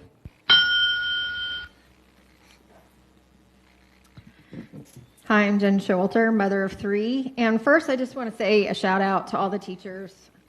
Thank you for speaking up about what's actually happening. You need to have the facts, and those need to be broadcasted because people need to know what's actually going on, and I really appreciate you being able to stand up and to say what you're going through. And as a daughter and sister of public school teachers, I really appreciate what you guys go through. I have serious concerns regarding the health, safety, and well-being of our students. Parents have stated that their schools have been or still are restricting the available bathrooms to the point children are forced to hold their urine all day. This has caused many to suffer UTIs. This is utterly unacceptable and could be considered child neglect. No matter what the reason the schools may use to justify this decision, it is unethical. Place monitors in the bathroom if need be, but open up the bathrooms immediately. Secondly, there are many schools that have teams going to prestigious world events. The Wellington High School Marching Band, which my son is a part of, is finally, after a COVID delay, going to march in London's New Year's Day parade. There's another school that was awarded a similar invitation. We had a middle school robotics team make the world championships, and this is exactly where our money should be going, to help our sports, clubs, and bands achieve their dreams. This is also a marketing and PR goldmine, and the board is refusing to act. These trips are extremely expensive per student. They have to raise thousands of dollars to attend. Our board can allocate funds to assist these programs or ask their business partners to help sponsor these groups. That's putting your money where your mouth is. Thirdly, there have been multiple principals who are making radical changes to their schools with zero regard for the history or purpose of their school. From removing all animals from a pre-veterinary choice middle school to replacing the historical name, colors, and mascot of a beloved high school. The staff and board are displaying a complete disregard for student, parent, and staff input. And lastly, there's the ongoing Activate situation and the results from the grand jury investigation. The people need to be fully debriefed every step of the way. We need transparency and communication, not sweeping more issues under the rug. It's time for real and positive change to happen. Thank you.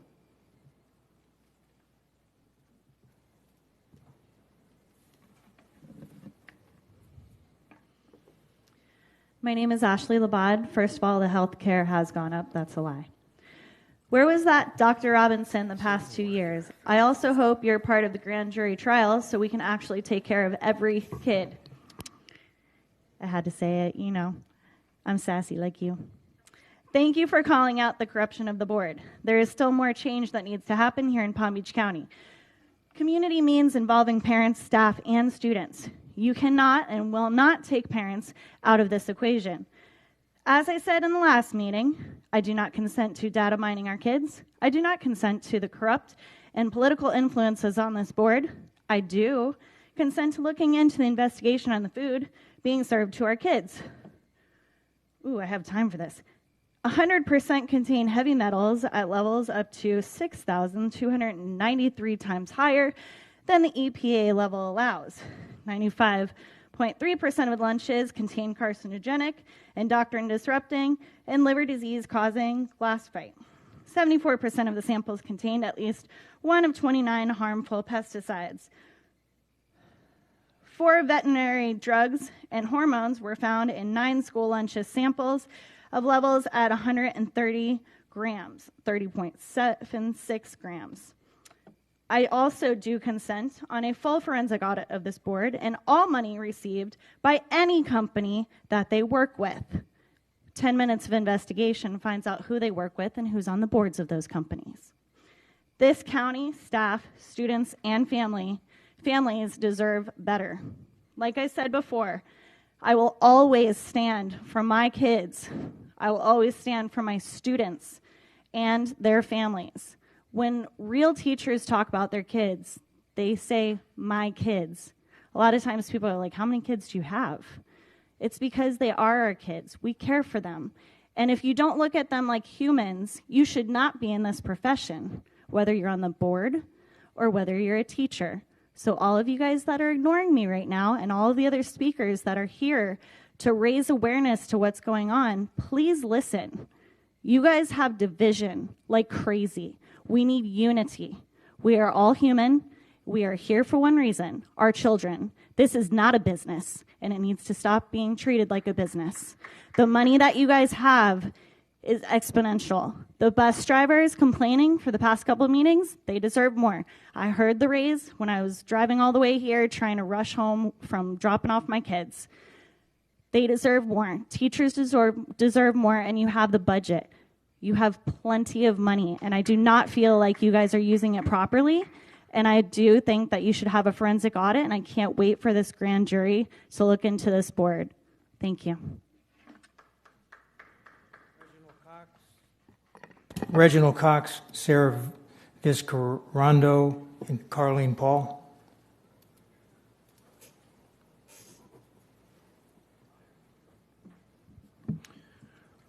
Good evening, Reginald Cox. I take the liberty of representing the Set Neighborhood Alliance in Delray Beach. Is official yellow shirt alert, Dr. Robinson.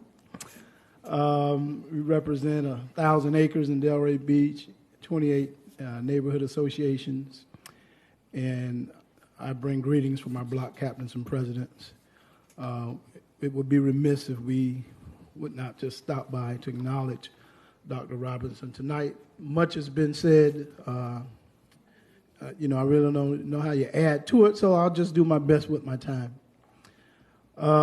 You know, Dr. Robinson's platform is about community leadership. It's about shared leadership with the community. I think of words like education compact. You know, even tonight, with our last vote about wealth, you know, a platform of advocating for the underserved, a platform of building community capacity, building community wealth, civic stewardship, placemaking, and I'll get back to that before I close out, healthy communities, and also strategic investment. Those are principles within the set transformation plan in Delray Beach that Dr. Robinson has stood hand in hand with us, working on those principles and developing those principles within our communities. And we want to thank you for those contributions, Dr. Robinson. We want to thank you for your body of work.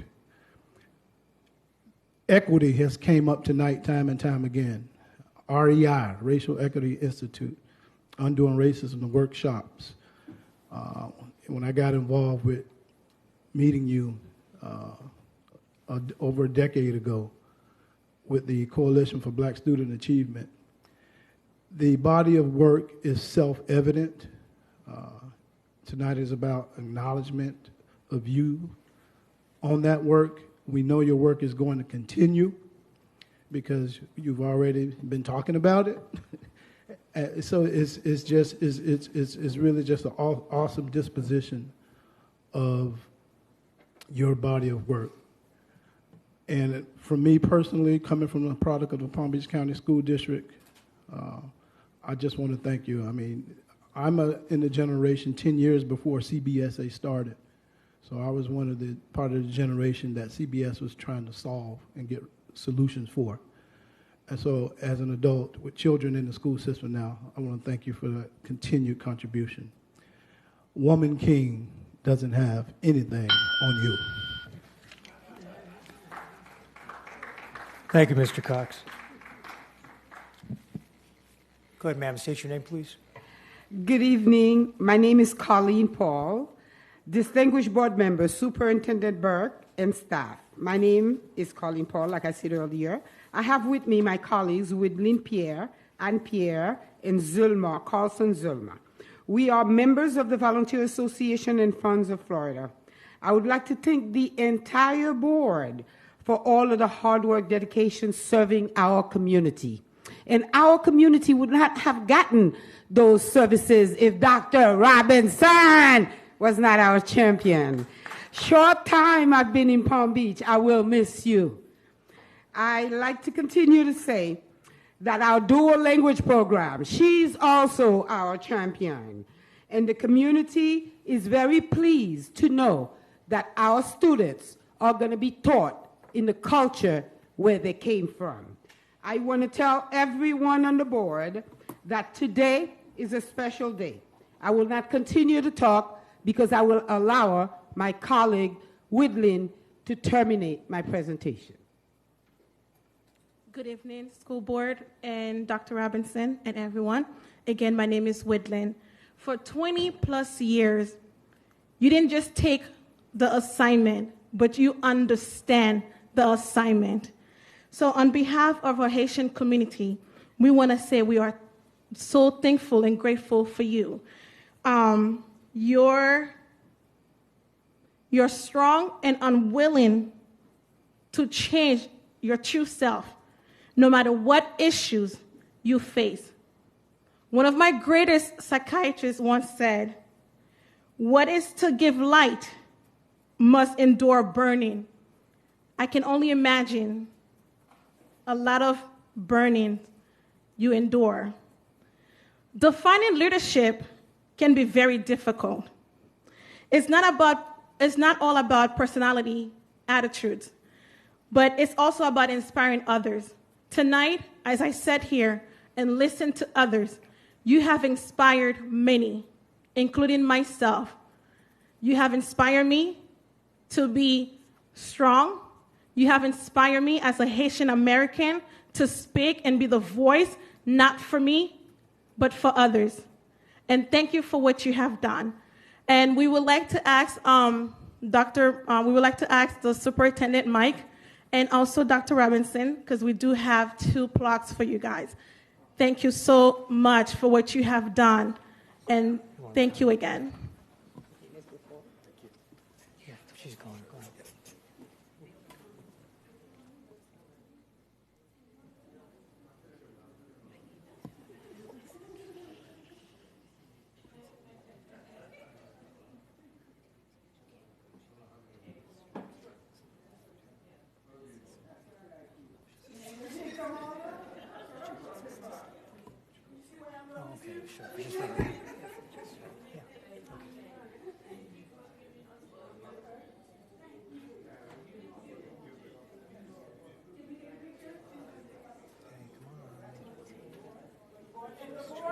We have a plaque for the board, and we let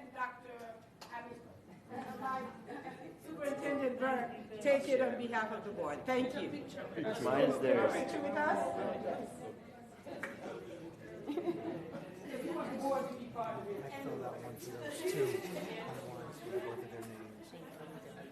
No, we have 1, 2, 3, 4, 5 more.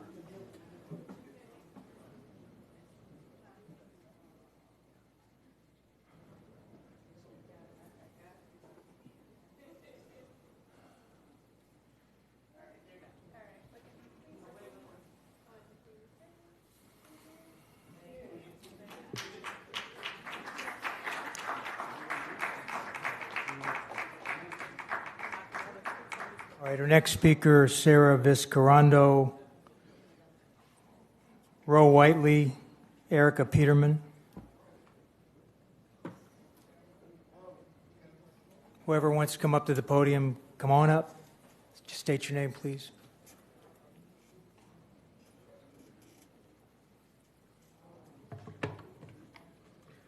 Good afternoon. Well, good night, rather. I am Pastor Ray Whiteley. I'm sorry about that, Mr. That's okay.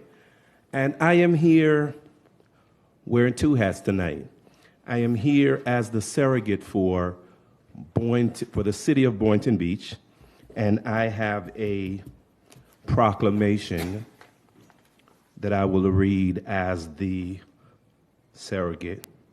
Whereas Dr. Deborah L. Robinson was raised in Flint, Michigan, where she graduated from Flint Central High School in 1974 and Michigan State University in 1977 with a bachelor's degree in biology with honors. Additionally, she's a proud graduate of Howard University of Medicine, class of 1981. Dr. Robinson is married to Tay Gaines, MD. They are the proud parents of 3 black sons and have 3 black grandchildren. And whereas Dr. Robinson completed her internship and residency training in internal medicine at Hurley Medical Center and McLaurin General Hospital in Flint, in return for her National Health Service Corps scholarships, she cared for the medically underserved in Chattanooga, Tennessee, and Pompano Beach, Florida. And whereas for 5 years, she served as the chair of the Education Committee of the West Palm Beach branch of the NAACP, the nation's oldest civil rights organization. She also held the position as the branch's first vice president.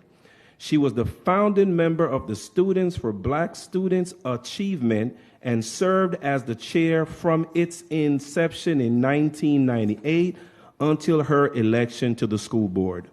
And whereas, as a school board member, Dr. Robinson leads the charge on addressing the social emotional needs of students and staff, fairness in the application of disciplinary rules, and the use of disaggregated data to drive the district towards increased equity. And whereas Dr. Robinson is the past president of the Palm Beach County Caucus of Black Elected Officials and member of Delta Sigma Theta Sorority Incorporated, she believes that respect for the community is necessary in order to assist the community. She continues to serve for systemic change while focusing on the needs of individual students. Now, therefore, we, Typen Serga, Mayor, and Woodrow Hay, Commissioner of District 2 of the City of Boynton Beach, do hereby recognize Dr. Deborah L. Robinson, in witness whereof we hereunto set our hand and cause the seal of the City of Boynton Beach, Florida, to be affixed at Boynton Beach, Florida, the 18th day of October 2022. And as myself, Dr. Robinson, you and I have this moment that I will share in closing. I don't feel no ways tired. I've come too far from where I started from. Nobody told you that this road will be easy, but I don't believe he brought you this far to leave you.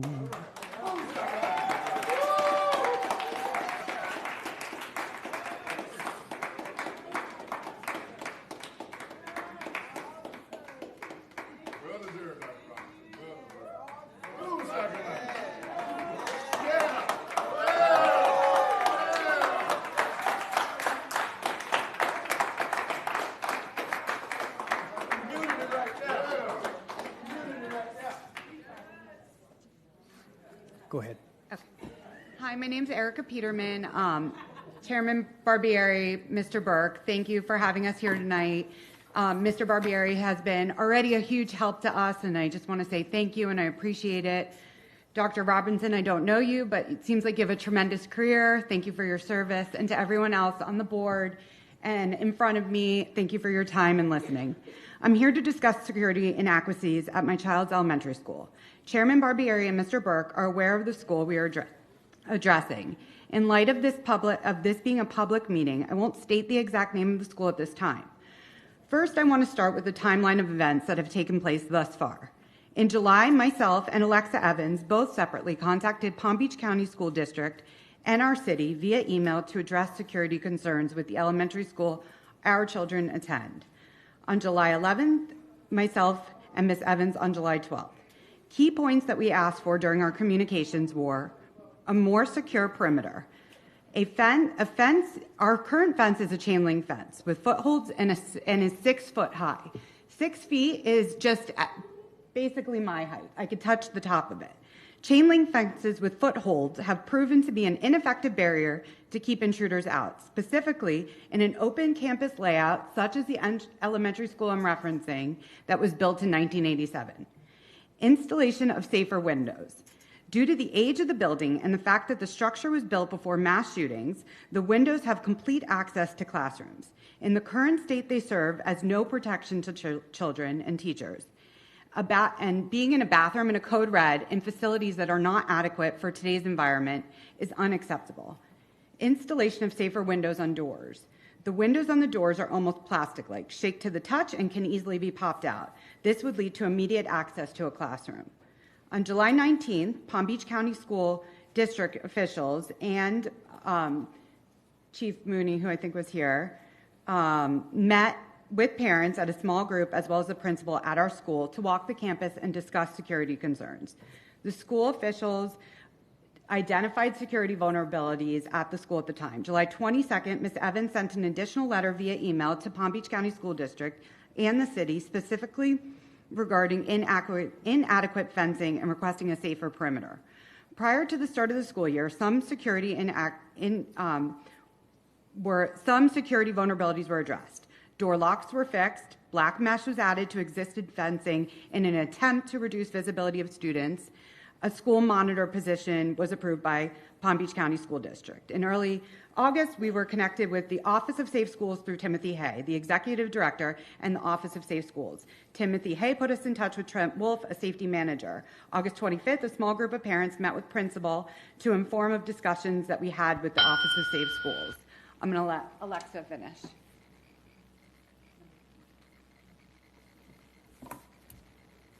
Good evening. My name is Alexa Evans. Thank you for having me. On September 1st, the principal of our school and another concerned parent, Josh Groden, had a virtual meeting with Mr. Wolf, in which Mr. Wolf further explained the purpose of the school hardening grant and the process to apply for this grant. On September 9th, I emailed the principal regarding readily available bullet-resistant film for windows, which has been utilized and installed by other schools in the U.S.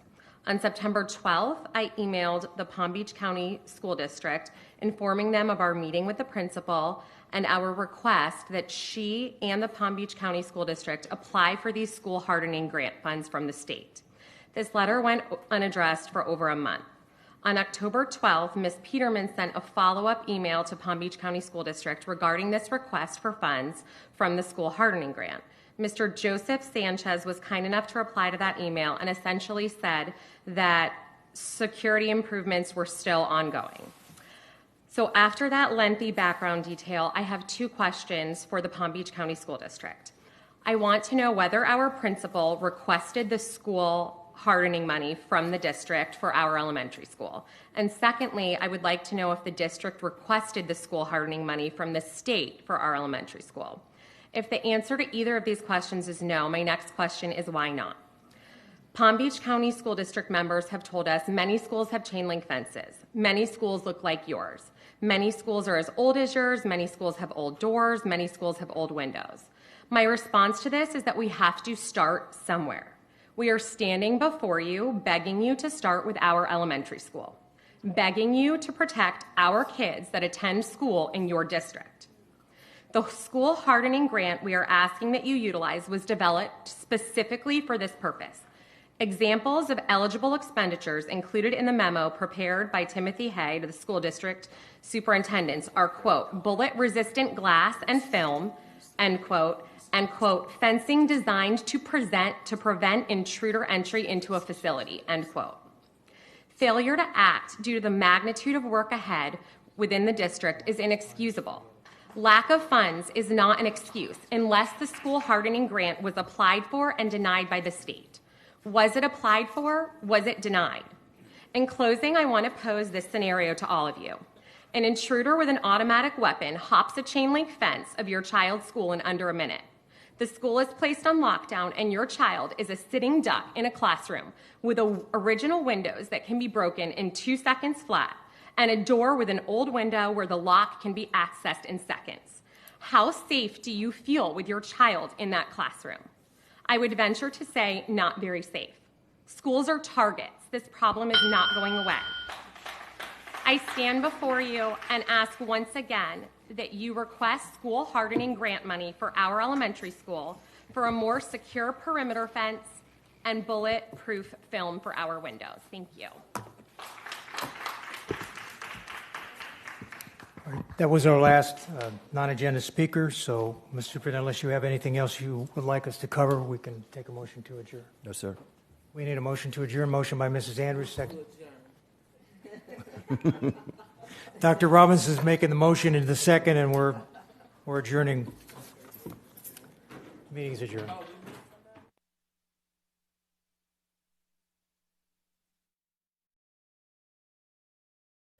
In his railroad car. When they arrived, they were marched into an open field.